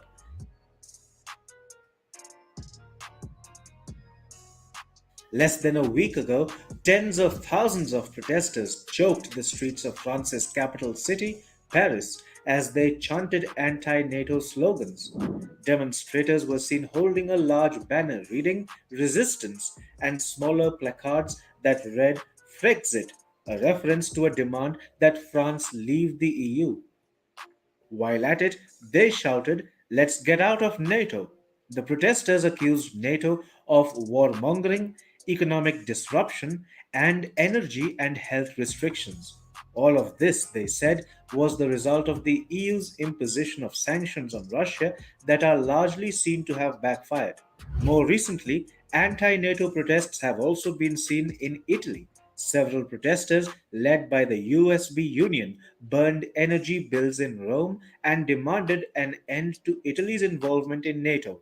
Protests are also being seen in Germany, the Czech Republic, and Moldova. In Berlin, the co leader of the party spearheading the protests accused the government of waging war on its own people by sanctioning Russia over its military operation in Ukraine. Europe is heating up, but not in a way governments want it to. What European countries desperately need right now is sufficient gas to produce heat and electricity. That's not really the case. Instead, Europe is showing nascent signs of civil unrest, political turmoil, and social chaos. Driving the unrest is Europe's involvement in NATO. Ordinary people just want to live their lives. They want their hard earned money to stay in their pockets and not get splashed trying to survive a crisis which they view as the EU's doing. No sanctions on Russia would mean Russian gas and oil would continue flowing into Europe. That would pretty much solve all of the continent's problems. Instead, the EU is doubling down on efforts to antagonize Russia to supposedly punish Vladimir Putin. All such efforts are boomeranging. While Ukraine has the sympathy of many in Europe, the cost of supporting Kiev is beginning to pinch ordinary Europeans really hard. They see just one way out of Russia not being pushed into a corner and NATO, along with EU, getting the foot off the anti Moscow accelerator. But NATO and EU are both determined to wage a fight against Russia. So, Europeans are demanding that their countries leave not just NATO, but also the EU. Essentially, solidarity with Ukraine is proving to be really expensive, and Europeans aren't happy about the costs they are incurring. All right, so Europeans want out of NATO. Now you know I got to get Brother Kara's input on this, and then we're gonna come to you, Brother Steve. Brother Kara, what's your thoughts? I look at that, and all I can say is an insurgency is coming. Yeah, I mean, like you can see it. They'll start firebombing their government buildings. They'll start they'll start going in and they have a different mindset than their Gentile counterparts here in the United States. Don't get it twisted. They actually have a different mindset, and their mindset is they will revolt. They will revolt on you like crazy. They will storm on up, and they will inflict bodily harm. This is why, look, when you had Truss resign today, these folks, they don't mind just ransacking and pillaging stuff and just burning things. That's what they love to do. And unfortunately, when they burn things, people get caught in those fires. And there'll be somebody that loses their life. But that's what happens. So, that came with the yellow vest protests and things of that nature. There was a couple, like one or two people that died. They always do that. Now the thing is that the cold hasn't come just yet, and it's still like working its way down. Like I've been I've been in Paris in about late November, and it gets cold, especially that time. I've been there in January. Oh, it's bone chilling. It's bone chilling. So, Brother And Kara, what do you think of the fact that NATO seems to be dissolving bit by bit, piece by piece? oh well, remember Trump wanted to build up NATO. Now that they got this build up, right? Remember he was making fun of Germany only having brooms and sticks, Yeah, not paying for their that. part, right? Yeah, exactly. Now these folks are like, "Yo, we need to bounce because these fools literally want to push the nuclear button, right now." And it's funny because France said if they push the button and they nuke Ukraine, France is like, "Don't look at us." They said, "No, Look, sir, we." I'm gonna show you that after this. But yeah, yep, not Oh us. man, yeah. So but that's the whole thing. Look, because here's the thing: they're not going to ever show you that the people over there, they're actively telling the government, "Look, we need to be heard." If they don't, they have they don't do marches very well. Let me explain this to you. They don't do marches very well. They don't have a large preponderance of us, black folks, Israelites, where we'll just march and sing hymns. We're going to be marching, we're going to be going over Selma, we're going to have bricks thrown at us. No. No, that doesn't happen to them. They march with the intent that they have agitators in there in those marches that's taking pop shots, that's having guns, that's shooting at folks. This is different. They have a different mindset. Okay, so that's where they have to be careful because what happens when those governments get toppled and overthrown, or they change leadership real quick, and then they say, "Yep, we're no longer in EU. We're no longer in NATO." When is it effective? Immediately. We ain't having no transition time. We ain't having nothing. We're done. Well, who do we need to talk to? You can talk to your phone app. I don't care. You look on Facebook. It'll be posted on Instagram. You can see me on Snapchat. I don't care. Whatever you need to use. Y'all post my video on TikTok. That's all you need to know. Yeah. Brother Steve, what's your thoughts? What's up, bro? I just want to say thank you for having me on, and to the panel and those listening. And I pray the Most High continue to keep us. I wanted to mention I'm at work, so I'm gonna say this and I'll bow out quickly. Mr.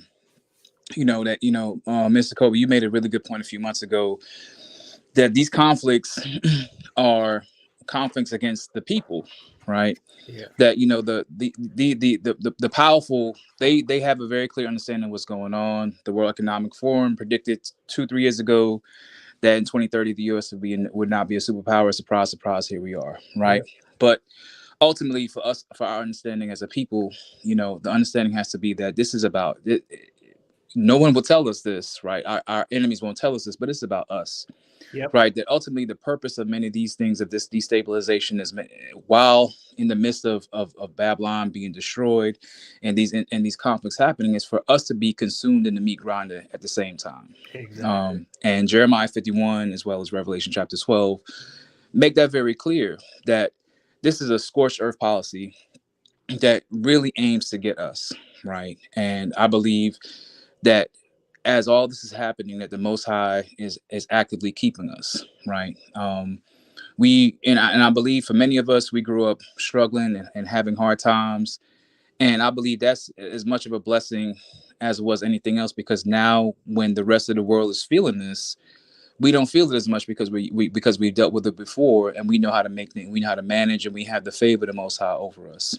So in the midst of all these things that are happening, and if folks are concerned or whatever else, be encouraged that just as Jeremiah 51 talked about, and as well as Revelation talked about, that He is going to deliver us. How it's going to happen, I don't know.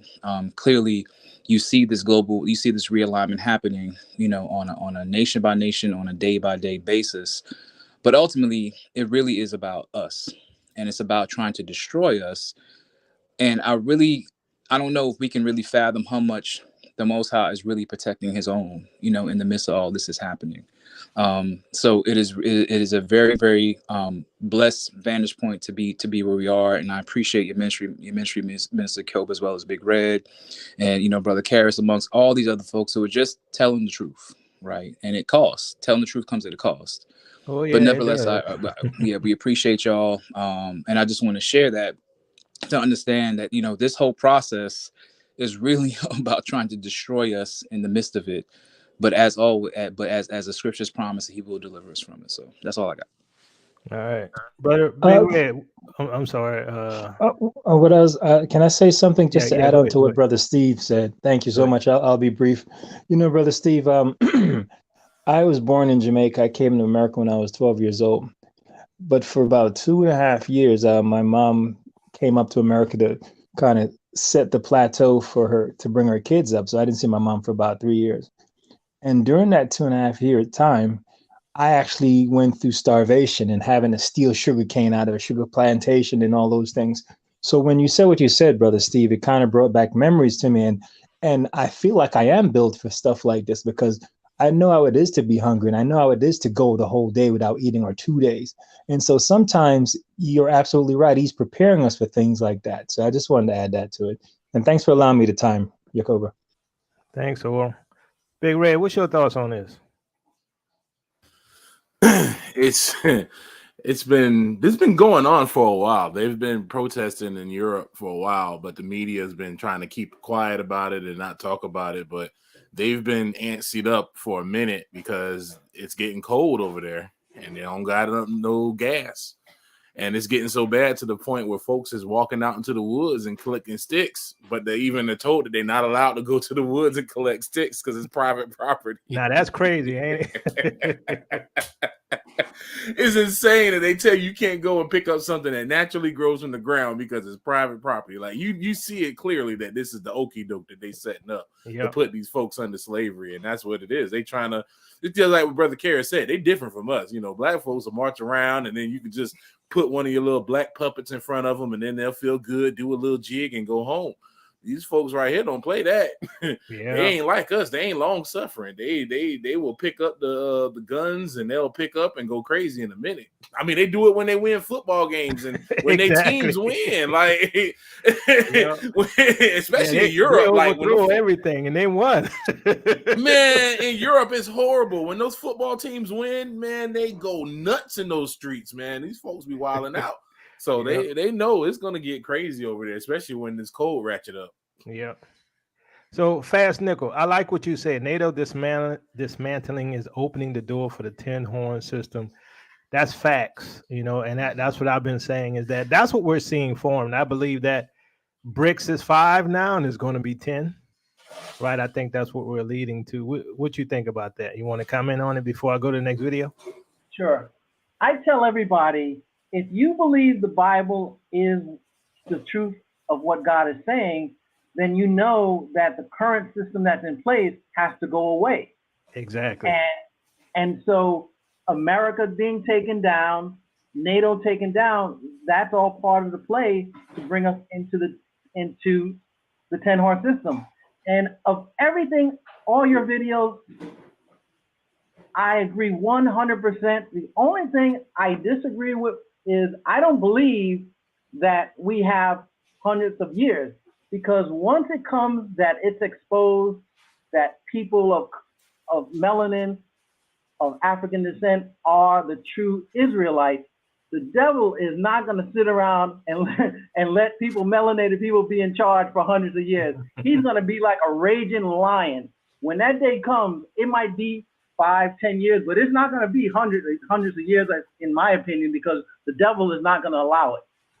Well, I mean, you're correct in the point that if you look at Revelation 12, right, the dragon comes after the woman when she's escaping from all of this and tries to take her out. So he's going to try, but God is going to stop him, right? And so from what I see from scriptures, we're going to be back in the land. Can you mute yourself? Can you mute yourself? So from what I see, we're going to be back in the land for at least another probably 400 to 800 years, and then they're going to attack again. You want to say something, Brother Rojo? Oh yeah, I just want to co-sign with what the brother said with the red cap. If you look at what Illinois, New York, Nebraska, and Indiana are doing at the turn of the year, it's coming up on us. I'll land there. Okay. Let me share this other video here.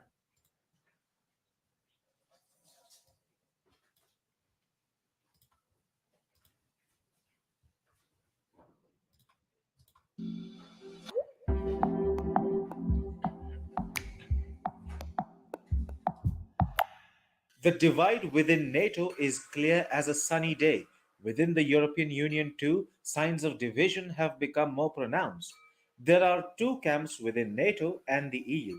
One wants to annihilate Russia militarily, and the other believes that Ukraine being subjected to tactical nuclear strikes is not a direct threat to the West. One camp is led by the United States and NATO, and the other by Emmanuel Macron's France, who seems to have the backing of nations often overlooked within NATO and EU. Russia has just warned the West that Ukraine joining NATO would definitely trigger a quote unquote World War III. Ukraine has applied for fast track membership of NATO, and if given one, Moscow says all hell will break loose. French President Emmanuel Macron has just said that his country will not strike Russia even if Moscow uses tactical nuclear weapons against Ukraine. That's a big statement coming from the European Union's only country that has nuclear weapons of its own. During an interview with French TV channel France 2, President Macron said, and I quote, France has a nuclear doctrine that is based on the vital interests of the country and which are clearly defined. These would not be at stake if there was a nuclear ballistic attack in Ukraine or in the region. Macron's remarks stand in stark contrast to those made by US President Joe Biden recently, where he warned of a quote unquote nuclear Armageddon if Russia uses atomic weapons against Ukraine. His comments suggested the West would use nukes against Russia in response to Ukraine being struck. Emmanuel Macron had even criticized Biden for making remarks on the lines of an Armageddon. Responding to Biden's comments while at the European Political Community Summit in Prague, Macron said, and I quote, "We must speak with prudence when commenting on such matters. The split is wide open within NATO and EU. While Macron says he won't strike Russia, the EU Foreign Policy Chief Josep Borrell said, and I quote, "Any nuclear attack against Ukraine will create an answer. Not a nuclear answer, but such a powerful answer from the military side that the Russian army will be annihilated." Emmanuel Macron also posted an interesting tweet on Thursday where he said this: "We do not want a world war." That points to the direction of Macron not favoring a military response to Russia's actions in Ukraine, as that would trigger an all out conflict between NATO and Russia, in which there can be no winners, since such a war will definitely end with nuclear Armageddon. Macron is a man with an independent streak. In fact, he is not the biggest fan of NATO. For quite some time now, Macron has been trying to weaken NATO's hold over the European continent. In 2018, Macron warned that Europeans cannot be protected without a true European army. Here's what he had said back then, and I quote: "I want to build a real security dialogue with Russia, which is a country I respect, a European country, but we must have a Europe that can defend itself on its own without relying on the United States." In March this year, Macron renewed that call and said Europe must become more independent for its own defense and to ensure energy supply. So here we go. Separation, once again, division within NATO. Why? Because it's one thing to go around and beat up on a bunch of black folks in the continent of Africa who don't have no nukes, who don't have no major weaponry. It's another thing to beat on somebody else who got nukes and more than you and has bigger guns than you have. And you having the only other nuclear weapon in the West, right? You're going to be the first target because you're the closest one to him. So he ain't stupid. You know how it is. I'm cool when I'm hanging with the bully and the bully beat up on everybody and they be like, yeah. You know, you better sit down. You better sit down. But then when somebody else come and say, you better sit down. If you get back up, I'm going to put you back down. See, that's France. See, Putin ain't nobody. You know what I'm saying? Putin ain't no weak man. Right? What's y'all thoughts on that? NATO dividing, already splitting. France is being challenged in the continent of Africa. France position in terms of the policy of the West towards Russia is changing. What's your thoughts? Well, they are dependent on Africa like it's nobody's business. Yep. Just like what you heard with Julius Malema has said. There ain't not one gold mine up in the UK. You don't have the same thing there.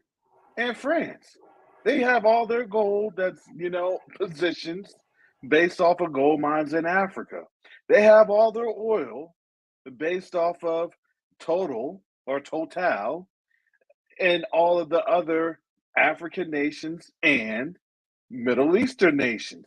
They don't have what people think that they have, and now pushes come to shove, and they're like meeting the Wagner group. Okay, Wagner, it's like Wagner. It's actually Wagner, but the Wagner group is literally kicking their behinds, and they have Putin's chef.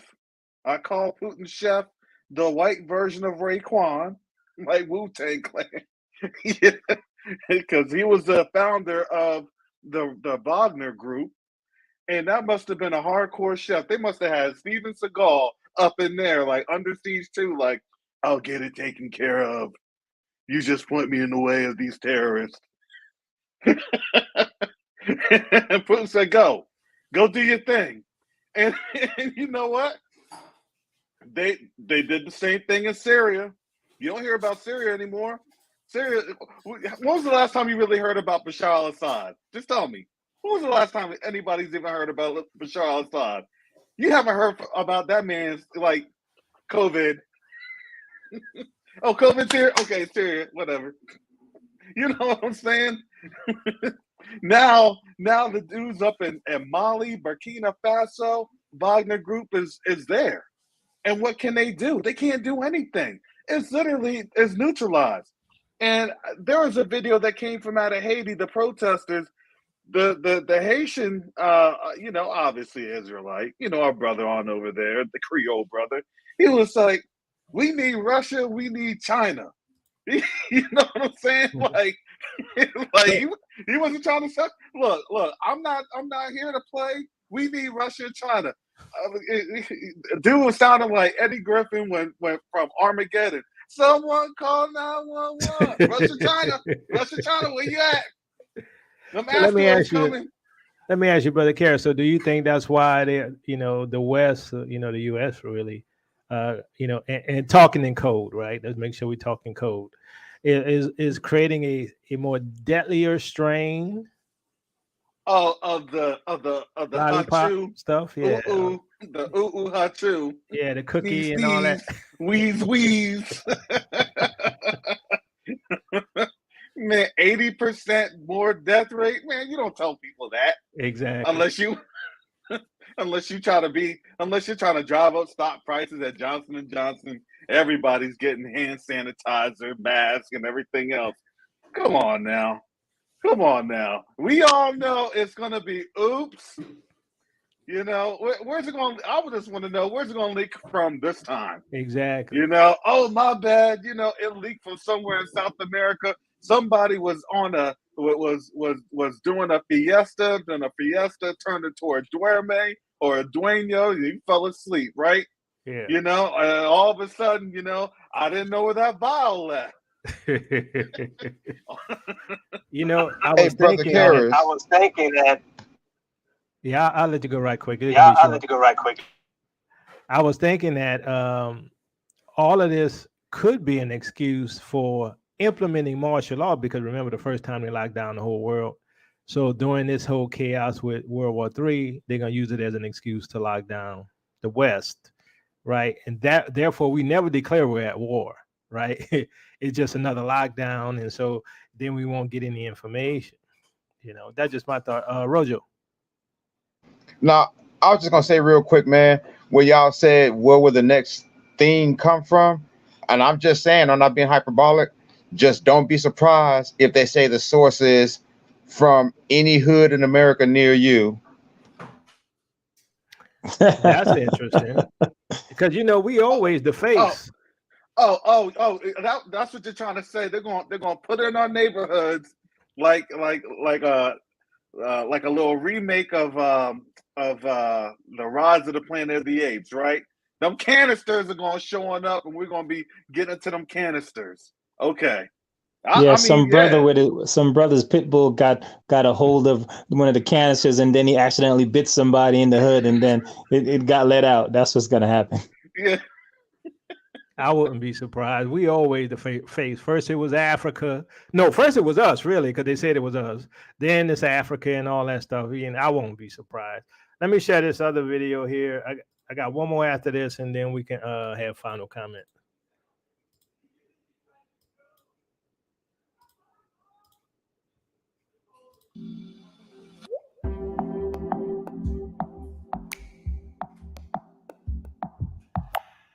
Europe has been warned. It has been told in no uncertain terms that there is no alternative to Russian natural gas supplies, unless Europe wants to get devastated for several winters to come.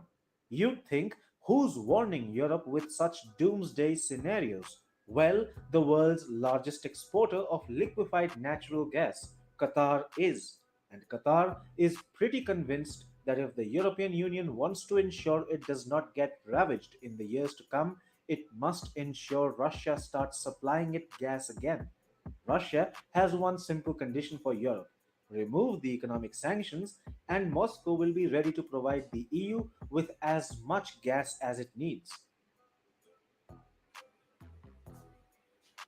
European countries are estimated to need at least 112 million tons of gas, equal to nearly one third of the entire global LNG market, to replace Russian gas. The world's largest LNG exporters, the United States and Qatar, cannot supply such volumes to Europe, not even close to it.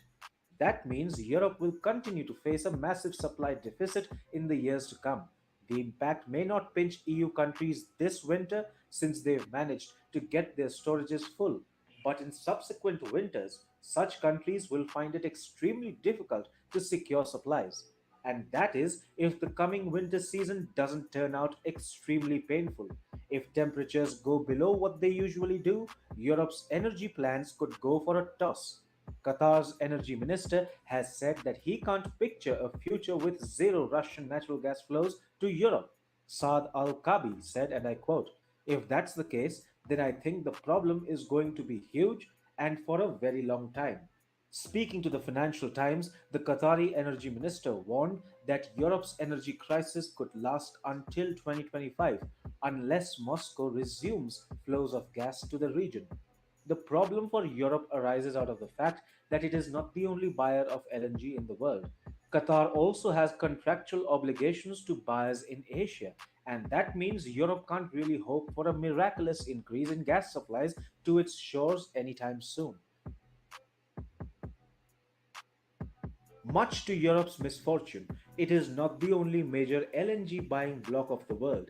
Asia guzzles gigantic amounts of natural gas as well, and for Qatar, ensuring that contracts with Asian buyers are fulfilled is a priority. Qatar's energy minister, who is also the CEO of Qatar Energy, said the kingdom will not divert liquefied natural gas contracted with Asian buyers to Europe this winter. He said, and I quote, "Qatar is absolutely committed to the sanctity of contracts. So, when we sign with an Asian buyer or European buyers, we stick to that agreement." He added, and I quote, "So, the volume that will go to Europe is what has been assigned. But as far as taking from Asian buyers to take to Europe, that will not happen." So what we see here is that Europe is going to have a hard winter, and the Middle East, they're saying, look, we're not going to, for Saudi Arabia, we're not going to increase the oil output, right? We're not going to lower cost. Now we also have Qatar saying, look, y'all better shake hands and make friends with Russia, otherwise y'all going to be freezing. What's y'all thoughts on this? I mean, because some people still don't get it. It's the fall of the Gentile powers. Just like we said, right? They tell you no 400-year prophecy, but I don't know what you would call this then, right? What's y'all thoughts on this? Anybody? Well, I Sister think it's Millie, just were you saying something? Okay. All right. Go ahead. Who is that? Iden? it was Okay. yes. Um, I think it's just as you have said. The Gentile powers are falling because um, at one point in time, in the not so distant past, when they wanted something, the world jumped. Like Yep. you know, anytime they wanted to impose their will, they were able to do it. You're not as powerful as you used to be when you start to stand up and speak, and no one cares about what you're saying, or you make demands and people say, "Yeah, whatever," or they just ignore you, or they talk smack. You're not powerful anymore. Um, then what are you going to do to get them to listen to you? So sweet talking won't work. Uh, Maybe you can try to coerce them. That's not working. Maybe you can threaten them. That's not going to work because as you've shown, different nations are forming alliances. They could try to threaten more countries with sanctions, but at this point, they're kind of running out of people to sanction. And plus, um, we're losing a lot of friends. Now Saudi Arabia is wanting to join BRICS. Yep. So, like how many more enemies can we make? America, the West, how many more enemies can they make? So, at this point, when you see how they're dealing with them, they don't respect them anymore. And now it's just a matter of time before it all unfolds and it's obvious that they've lost their power. I think many of the leaders know it. I think that's one reason why, as you've shown, Macron responded the way he did. And he's going through his own drama at home. They're protesting against him too, saying that he should resign. But they're going through their own problems, and they know it's just a matter of time. This is all falling apart really fast. Actually, it's kind of remarkable to watch how fast it's falling apart.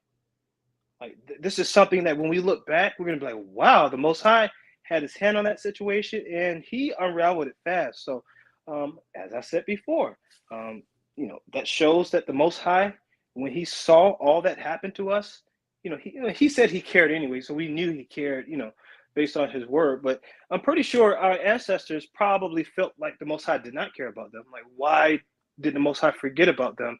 But this just reminds us he didn't forget. He saw everything, and as Scripture says, he had it documented, and he's going to pay them back double. So this is all kind of leading to it all coming to pass. So Yeah. So second Exodus, do me a favor and don't use that word. You know what I'm saying? I don't want to get hit. So I had to remove your comment. Any other comments? Yeah, let me just break this down for y'all. Okay, hold on once. Okay, go ahead. There we go. Okay, this is actually something pretty easy with Cutter. Okay, the reason is Cutter cannot give them the oil is because, let me just explain to you the demographics of Cutter. Cutter is literally like less than 500,000 actual Qataris. They get a gross, like, yearly stipend of about of a 6-figure salary yearly for every Qatari citizen. The Asians that they import over, and I'm going to say that they import over, they serve as basically their domestic servitude. And it comes from out of countries like Indonesia, the Philippines, and other those islands there. And so the thing is, the Qataris are like, we're not going to break that at all, because you're literally taking away our human capital. And that is literally human capital. Ain't no Europeans going to go on over there and work out in that hot behind weather. Yep. Trust me, I know. I've been there. I've done that. I got the t-shirt. They're not going to be sweating their behinds off in the middle of the day sweeping streets. That ain't going to be them. They ain't going to be serving fries at the Nando's in the mall and the Dairy Queen in the mall. That's not going to be them. They're not going to be flipping and changing out the oil from them deep fryers at the KFCs in the mall. They're not going to be working the Starbucks drive-thrus. Okay? They're not going to be sitting on up there taking the kids on the stroller and getting abused by the wives for making a mistake. That's not going to be them. That's not going to be them. It was all those little Asians that I saw, walking around, carting around the kids while they're up in the stores buying their little clothes and everything else. That ain't going to be no Europeans. That's not going to be no French. It ain't going to be no Germans. It ain't going to be no Dutch. Okay? That is reserved from them Indonesians, them Filipinos, and them other folks. That's the God's honest truth. So when that minister of energy was like, nah, you're gonna have to kick rocks for real, because I really do need somebody sweeping up these rocks, and y'all ain't gonna do it. So that oil's gotta go to them, because you know what? It's quid pro quo. For real. Yeah. So let me show this final video, then we're going to give final comments on this.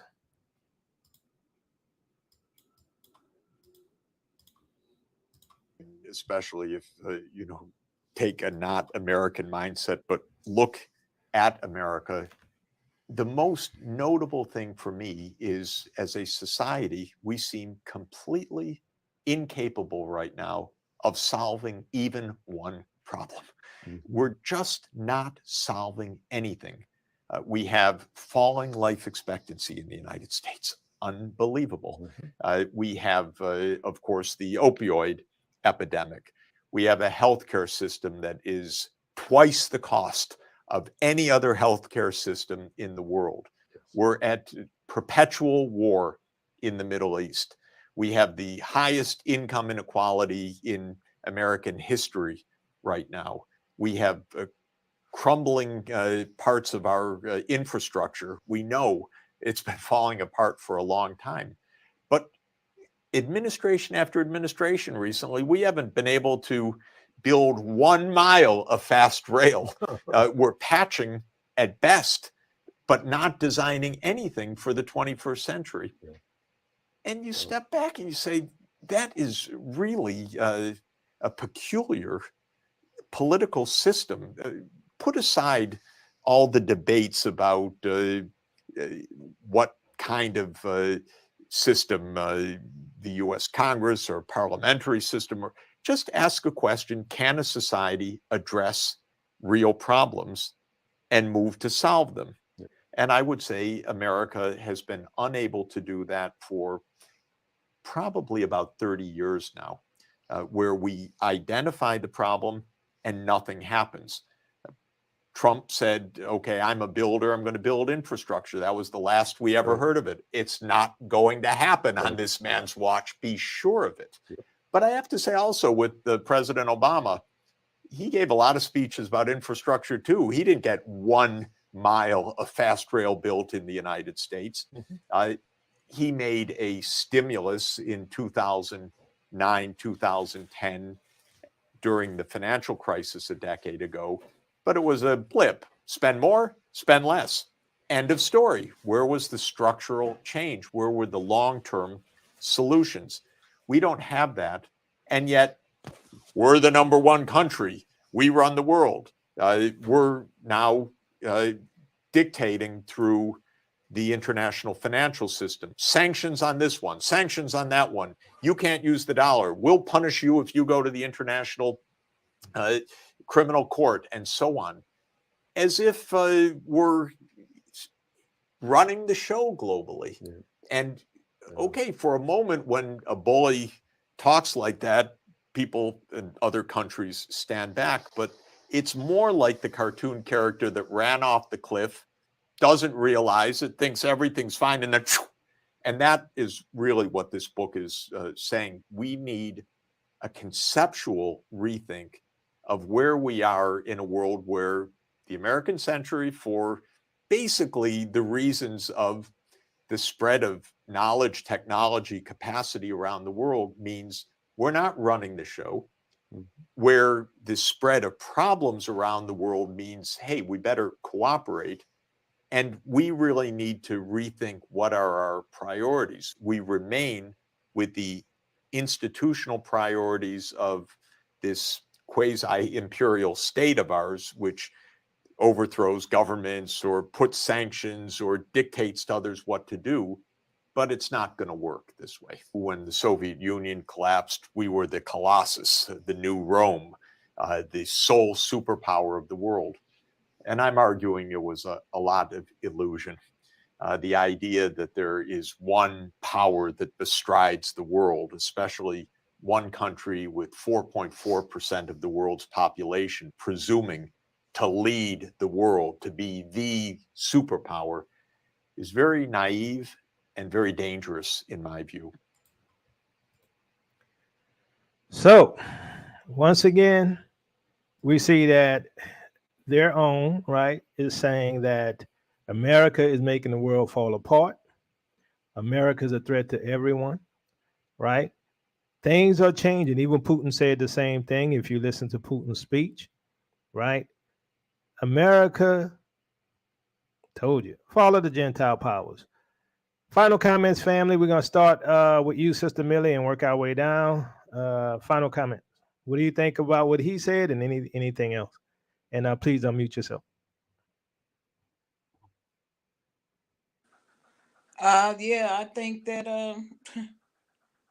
America's used to having been the shot caller and the baller of the world, and they think they still hold that position, but the other countries are letting them know that's not the case anymore, and you know, it's a real bad situation out here, for real, real bad Yep. situation. Because me personally, I own a little piece of property. I'm ready to sell that joker and get the heck out of Dodge, get me and the family out. But you know, I can go to Africa. My preference would be South Africa, and I'm thinking I don't want to be in no communist BS either. So it's like damned if you do and damned if you don't. But I do really understand that I don't. Here is not where I want to be when the shit hits the fan. Okay. Yeah.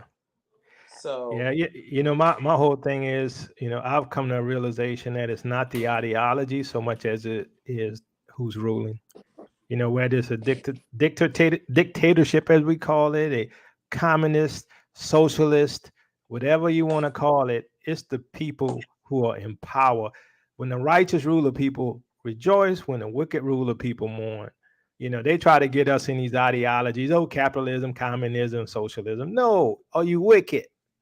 That's the bottom line, you know, because right, like right. under King David, right? It was a theocracy. Well, I guess it was somewhat of a theocracy. Huh? I don't know, but anyway, under King David, he was a king, right? He ruled everything, and you know, and same thing with King Solomon. They ruled, they were blessed, and all that. It all depends on who's ruling.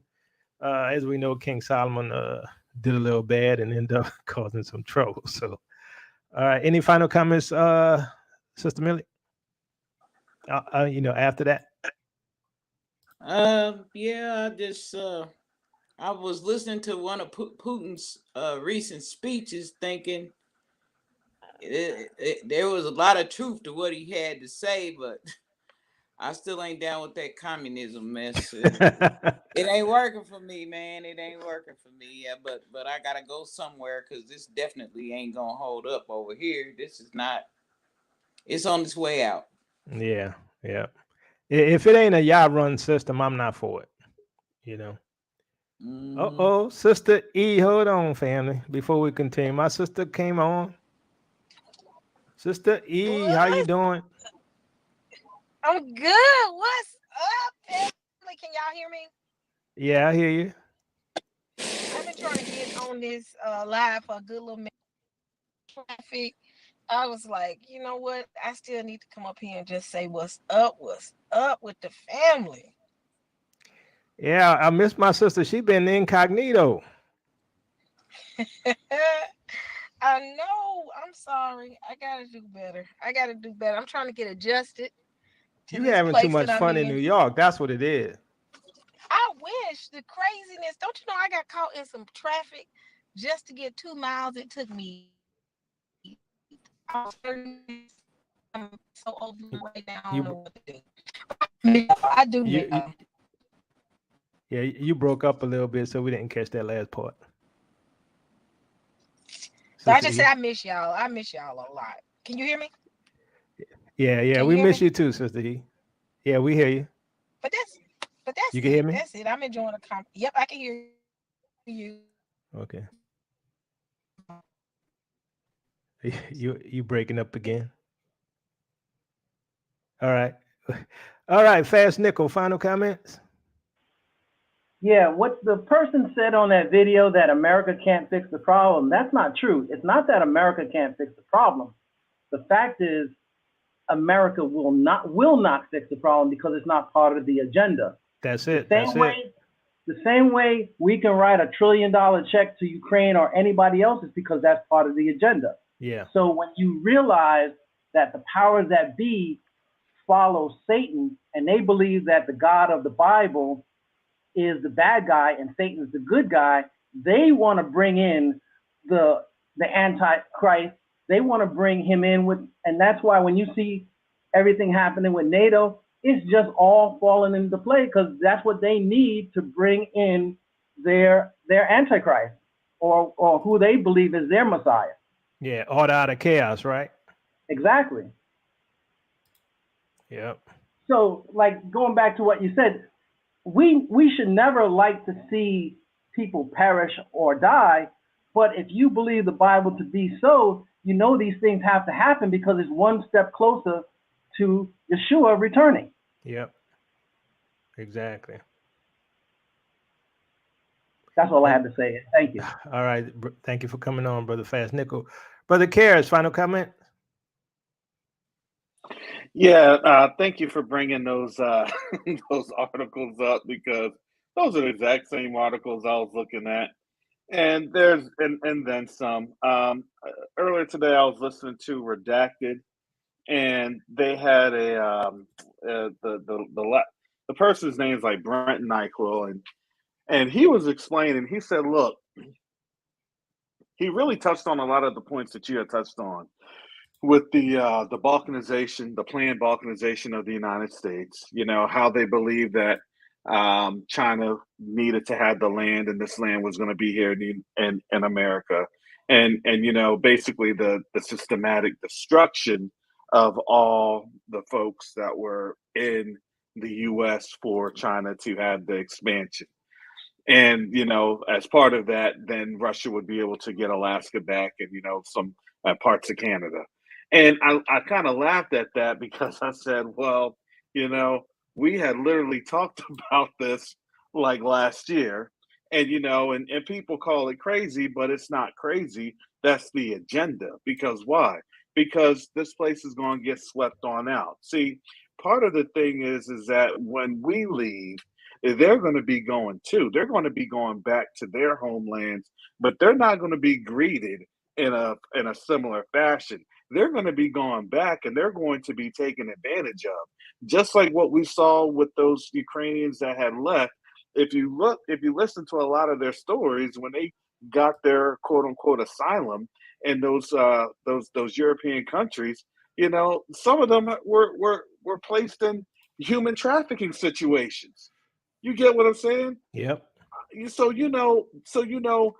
think about what that means to here, and folks trying to flee out of here, thinking, "Oh, I'm going to go back to my European roots," because Ancestry.com or 23andMe, and then they end up at the lowest of the low, the bottom of the bottom, and they're literally in a captivity. And just think about that. They're going to be labeled. Well, see, those are the people that tried to escape America. Those are the Americans. And they're going to have that on them. That's what they're looking forward to, because it's going to be worse. Because remember, whenever you have a population group that's going to take up resources, they're going to be a drain on the resources, right? Everything that was stated here, by Trump and all that other stuff, that's exactly what is going to be the plan for them. While at the same time, when we go back, oh, well, it's not going to be, it's them, it's that. It's, here comes the brain trust. Here comes these folks. They knew how to deal with this stuff out of the U.S. They know how to deal with white supremacy. They know how to deal with this covert racism. They knew how to deal with all these things, and now we can come back and get together and start to have an understanding while the world will still be in chaos. And it will still be in chaos with everything. But then we're able to come back to ourselves, and we're going to be asking, just as Brother Eden was talking about, we'll be saying to ourselves, thitherward, which way is it to Zion? That's what we're going to be asking. That's what we're going to be trying to find on out. We're not going to be caring about what the rest of the world is doing, or how much it's on fire, or how smoky things are. We're going to be asking, which way is it designed? So why? Yep. So we can build up the waste places, right? Which Yep. way is it designed? So why? So we can see our land, so we can see where our forefathers were. Which way is it designed, right? So we can build our temple, so we can hewn it out of unfashioned tools, right? So we're getting that in the same form. We're going to have our general contractors, our architects, our engineers, and everybody building that thing up. And you want to know what's going to do? It will be the exact same replica, because you want to know what? Everybody will know, well, this is a cubit right here. It don't matter if you're on the metric system, or, the or the standard international. That won't matter. Everybody will know the form. Everybody will know the measurement. And that's where that's how we turn to ourselves, because you want to know why? That's where true healing begins. See, the whole thing is, well, let me get you scared about what's happening right now. No, it's not about being scared about what's happening right now. They're afraid about what they're looking at in our future. Do you understand that? They're afraid of our future because we know and we see our future shaping out day after day after day, and they're looking at their destruction day after day. And you know what? No one's thrown a rock. No one's cut anybody with the scissor. No, none of that. All we do is speak truth and peace to our neighbors. But Brother Zechariah Carrot, chapter 8. you know they're gonna blame us, right? Even though we've been trying to warn them for several years now. I don't care what they're going to blame. You know what's going to happen. You know what's going to happen when that evacuation order comes. I'm back. I'm grabbing all my stuff. Tell my kids, yo, it's time to bounce. And guess what? You know, pick up the pace. That's all I'm going to be saying. Pick up the pace. Pick up the pace. That's it. So shout out to everybody on the panel. Thank you for having us on, because this is a great discussion. Yakova, you know, and to be quite honest, you may not have not even 24 hours until something else pops off. Oh, the way it's going, man. They're waking up right now too. You know, they're gonna start popping off crazy right after they eat their, what do they eat? Their brother Edom, they're gonna eat their beans and you know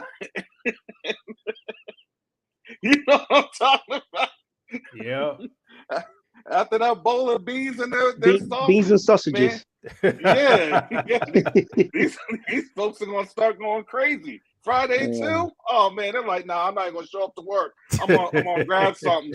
I gotta start throwing things. Gotta start busting out windows. Yep. Yep. And look, when that first super freeze come, oh, watch out what happened then. They gonna warm themselves up because they're gonna be burning stuff down. Watch. Brother Keith, any final comment? Yeah, when it comes to like world events, as I mentioned before, it's always interesting to watch. The scripture talks about how the Most High has angels or malachim holding back the four winds of the earth. And when I read that scripture, it kind of reminds me of two dogs trying to fight. You know, and then both owners are like holding the dogs back. You know, not letting the dogs fight. The Most High was doing that for the world for a long time. And as a student of history, not just U.S. history, but world history, I've seen like the dirt, you know, that the European nations did in terms of the scramble for Africa and like the atrocities they committed. I looked at the atrocities America has committed around the world, overthrowing governments, many governments in Africa and South America, throughout like a lot of Asian nations. We have this, you know, through the CIA, we have overthrown a lot of governments. I mean, we've caused the death of many, many, many people, over a million civilians killed in Iraq. So a lot of dirt. And I've often wondered, like, when is the Most High going to judge them? Like, my goodness, like all the lynchings, all of that stuff. You know, as a student of history, I guess for me, because I've studied it so much, it maybe it bothers me more than it does the average person, because you know, when you are looking at these things, and it's terrible. It's like terrible. And to be honest with you, if you want to be blatantly honest about it, in terms of some of the things that have actually happened, it doesn't look like they've been judged. I mean, of course, we had the Civil War in the United States, but that's compared to a lot of the, you know, the things that they've done over time.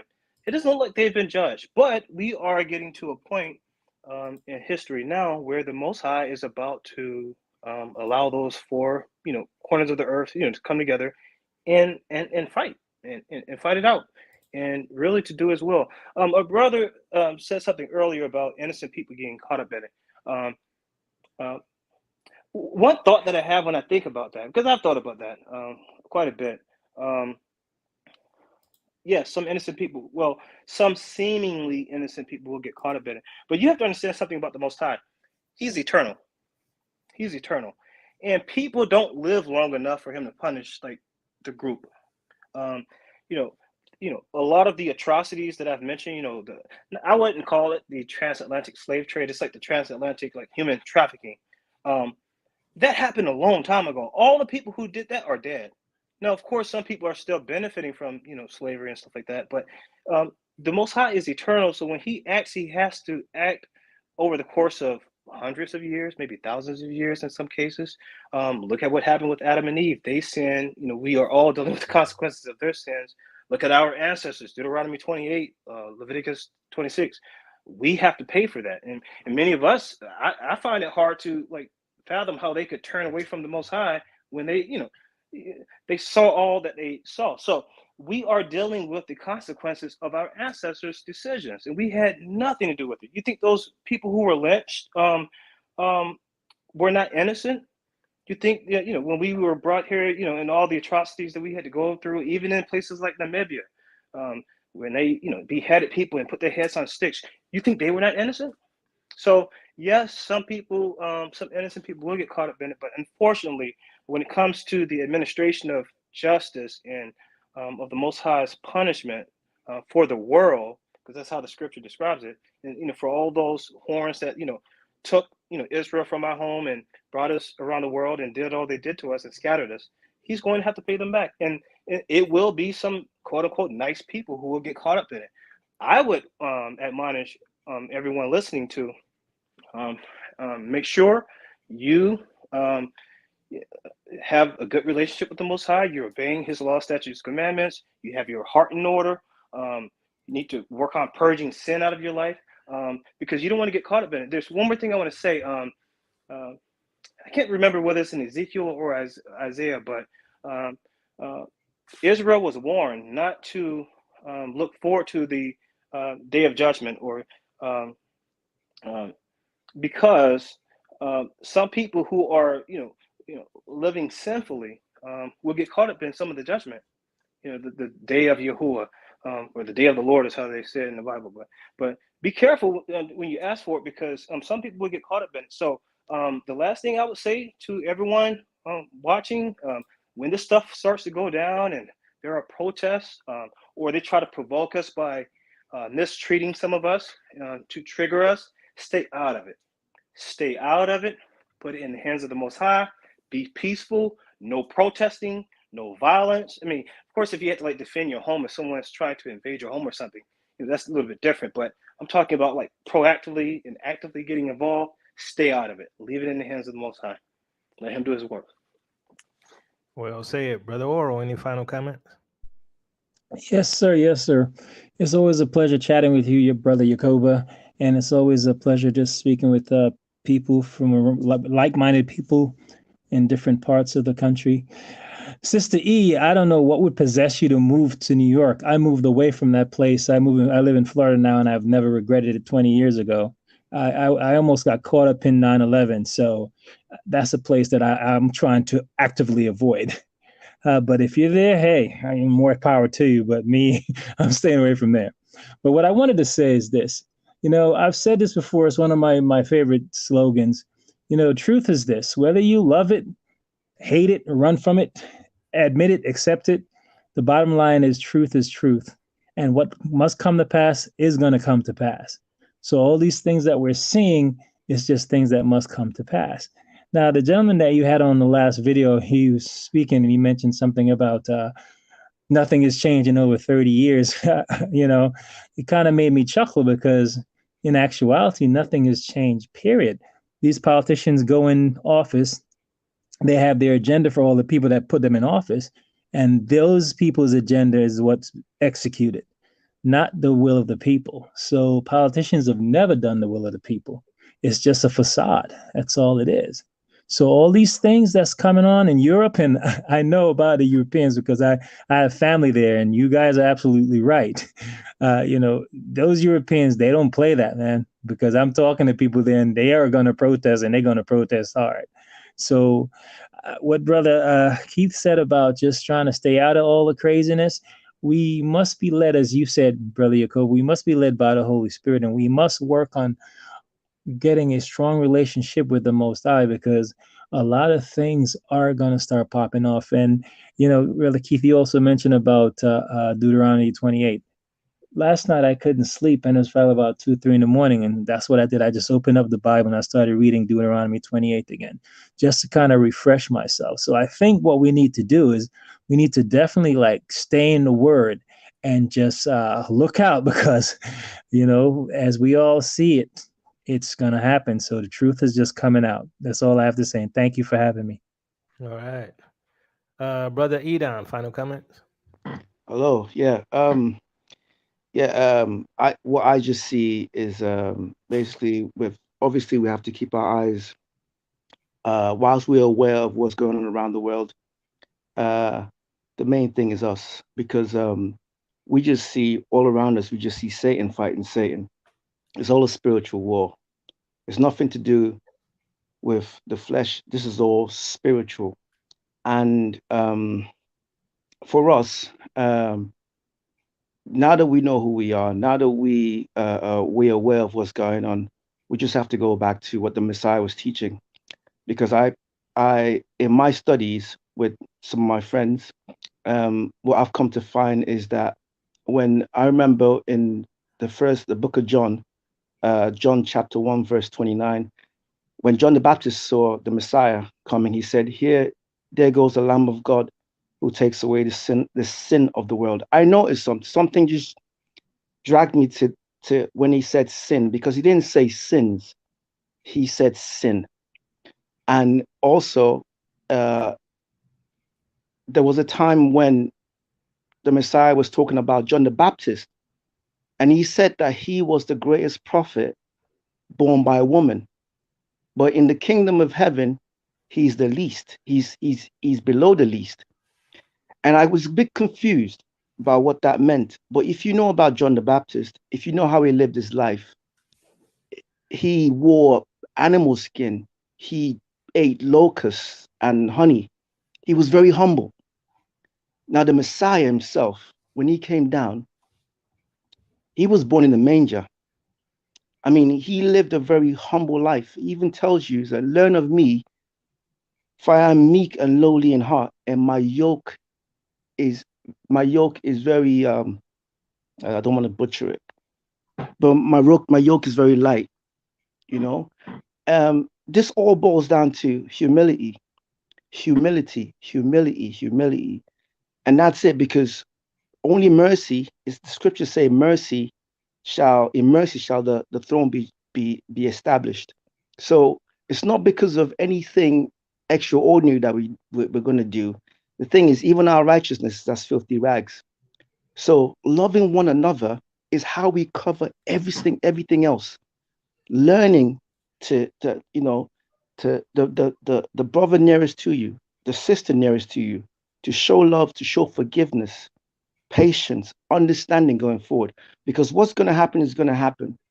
But we want to be able to, when the time comes for us to either be before him, you know, that we are in the right place in terms of our mindset. Our mindset has to go back to being in a repentant mood completely, to be sorry for what we've done, because the fact that we're here, the Most High is actually punishing us. All this stuff that these guys are doing, they don't even know they're doing it. They don't know. They're all possessed. They have no idea what they're doing, because the Most High does rule in the kingdom of men. It says that in the Bible. He does rule. Everything that's happening, he's the one punishing us. When we see our land being pillaged, all our resources being stolen, our gold, everything, the minerals, we see before our very eyes, our children being taken away, our way of living, our cultures, you know, our heritage. That's a punishment for what we done. So now we're coming back, right, in a repentant mode, to say sorry and to continue like that, to continue and to show it, and to because that's the only way that people can see. That's that light. The people will see you doing that, the way you treat each other. People can see you doing that, and they will know you are a disciple of the Messiah. That's how they know you are a disciple of the Messiah. And that's the example going forward. And that's just what I wanted to share. So thank you very much. I really appreciate your platform.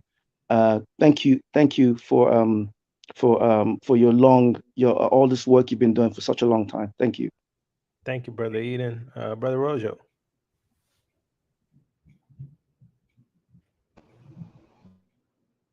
Final comment, Brother Rojo? So, something wrong with your mic, I guess, or muting, unmuting? We'll get him when he come back. Sister E, final comments? Hey, Saints. I know everybody has been worried about me moving to New York. Understand that I think that I have been led here and I'm good and I am protected under the shadow of the Most High. Y'all have to realize that it's a lot of Israelites that live out here. It's not just me. You have people like Only Love. You have a couple of pastors out here, Jonathan Toogood, who's also Hebrew Apostolic. He lives. So it's a lot of us that live out here. Just keep me in your prayers that if something goes down, that the Most High gives me signs to leave. That's the main reason why I kept my car. Plus, I have some connections. I met a sister that lives in Connecticut. That's in our community. That if something goes down and I need to get out of New York, I can. So, but yeah, don't be worried. I'm not worried. One thing I will say, and also I look at it like this: if He sees fit to say it's time for me to leave and exit, hey, it's His will. But I'm not afraid. I'm being honest, y'all. That's the least of my worries about something like that going on. I'm more so, like something like a bomb or anything. I'm more so concerned about being in His will and remaining in His will. Being honest, it's that's my biggest thing. I want to remain in His will. As far as my life, I'm not really worried about that. Because I know if I'm in Him, I'm wherever I end, I know I'm in a good place with Him.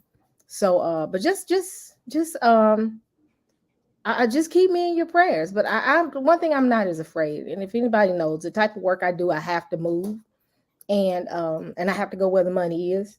So, and the money brought me here for a little bit. And who's to say in the next 6 months I won't be out of here and be somewhere else? You can't tell with me. I may end up I got offers to come to Florida. Ain't that funny? Curious? They're trying to get me to come to Florida. Come on down. But I'm not afraid, Saints. If anything, I'm just prayerful for the things that I see, the things I come in contact with here in this city. It's a lot of spirits out here. It's a lot of people that are battling with spirits out here, and you see it and you feel it in the environment. But yeah, just me and my life. I'm gonna be honest. For some reason, my life is not my worry because I know my life is in the hand of the Most High. It's just my walk with Him. I'm always kind of trying to be cognizant of that because I want to remain in His will and not outside of His will. That's my biggest worry. Not worry, but my biggest thing is just, Father, what can I do to remain in your will? But like I said, y'all, I'm good. And everything that's going on, and I'm noticing, and I'm feeling it, and I'm seeing it. The biggest concern is, even my mom called me about the possibility of a nuclear fallout. And, they say New York is on the map if something ever happens. So I've been kind of watching the news, and I've been kind of, and y'all hear my puppy in the background. He always gets started when I'm doing a live. But the nuclear fallout, I've been kind of keeping my eye on that. In fact, I bought me some stuff, the liquid drops that Angie Love told me to get. I forgot the name of them, but I think they're called potassium iodine, so that you won't feel the aftermath of it. So I bought some of that, but ultimately, y'all, I am good. I am grateful for the Most High that He's guiding my every footstep in what I do. And just keep, like I said, keep us bruised that's in New York right now. Keep us in your prayers, because if something goes down, we got to run and we got to bounce if we can. And I praise the Most High that I have enough room in my car to pack enough Judah in the car as much as possible. Ninjas be like, come on, y'all, let's pack up in here and let's go. Because if I got a car, they got a car. Well, I ain't gonna leave. I'm gonna pack as many as I can in it to be like, let's get up out of here. So but yeah, just keep me in your prayers, y'all, and keep all of us in your prayers. Like I said, it's me, Only Love. A lot of us are out here, so just keep us in your prayers. Yeah, we praying for you, Sister E, and Be honest. I mean, we all don't know where the missiles gonna fall, so we all need to be praying. Yep. Brother Rojo, final comment. Yeah, yes, sir, brother Yacoba. What I want to say, and please don't read into this the wrong way, nobody. But stop being scary. Stop being scary Negroes. All of us have friends that are Gentiles. I mean, or at least I'll admit I have friends that are Gentiles. But guess what? When the rubber meets the road, if they're not for us first, and that's what I like about the B1 slogan that goes on. If they're not about us first, guess what? I'm gonna go ahead and do like Jay-Z. I'm gonna brush my shoulders off because I don't need you around me. Me, us in here, until our awakening, up until the point of our awakening, and our ancestors have deprived ourselves of so much just so the rest of the world wouldn't suffer, just so the rest of the world can have. Now it's our turn. So if you feel, I don't care what walk of life you come from, I don't care how racist you say you're not or whatever. If you're not gonna sit out there, get out there and stomp for us first, well then you know what? I give you the middle finger. I mean, no hate, because I'm not gonna walk in hate. I'm gonna walk in the same love that you and this country and this system shows for us. So whatever they translate that into, let the chips fall where they may. And I mean, it's people like you, Jacoba, and Karis, who I have on a reminder. Even if I have to catch his playback, that keeps me going. I listen to him every day on my way from work because, I have like a 40-minute drive, from work to home. And, Karis kind of, um, fuels me down the interstate until I walk in my door. And then, I listen to you. Like if I see you come up, even if it's not alive, even if it's a playback, Jacoba, you take precedence over everything. Whatever I got on my playlist, I drop all that so I can hear you. And I mean, as well as the rest of the black media. I mean, whether it's spiritual or not, I mean, y'all are the juice of my battery. And with that being said, I do keep a verse, which is Zechariah, that keeps me pissed off, at what these other folks have done to us. I'm just, I'm just telling you the truth. I feel you. I feel you, right? I'm just telling you the truth. I mean, because there's no, with their little honey and soft and sweet words, they want to come, and with the little Becky and Zaddy tears, they want to come to us with all this. I don't give two poops about none of that, especially when I revert back to Second Thessalonians 1:6. I mean, we've been going around getting stripes on our backs, getting 60 holes put into us, getting choked out for 9 minutes and everything, and y'all are saying nothing is business as usual. In fact, you even impugning us for being angry and getting out there on the streets and hitting them bricks because of it. And now you want us to now feel sympathy for you because of what's going on in Russia and Ukraine and what and France and what could happen over here. I don't care. I care about my people. Yep. I mean, I care about y'all. I mean, and even if they're not awakened, I still care about them. I'm not going to have any enemy in Israel, whether they know who they are or not. A brother just pissed me off today, walking around, with a pint of gin in his hand, giving me mean looks and everything. I had my strap on me. It could have went a completely different direction. I even could have reported him, but then I thought about it. You know what? What if that was me? What if that was me and he was in his right mind and that was me acting a donkey with him?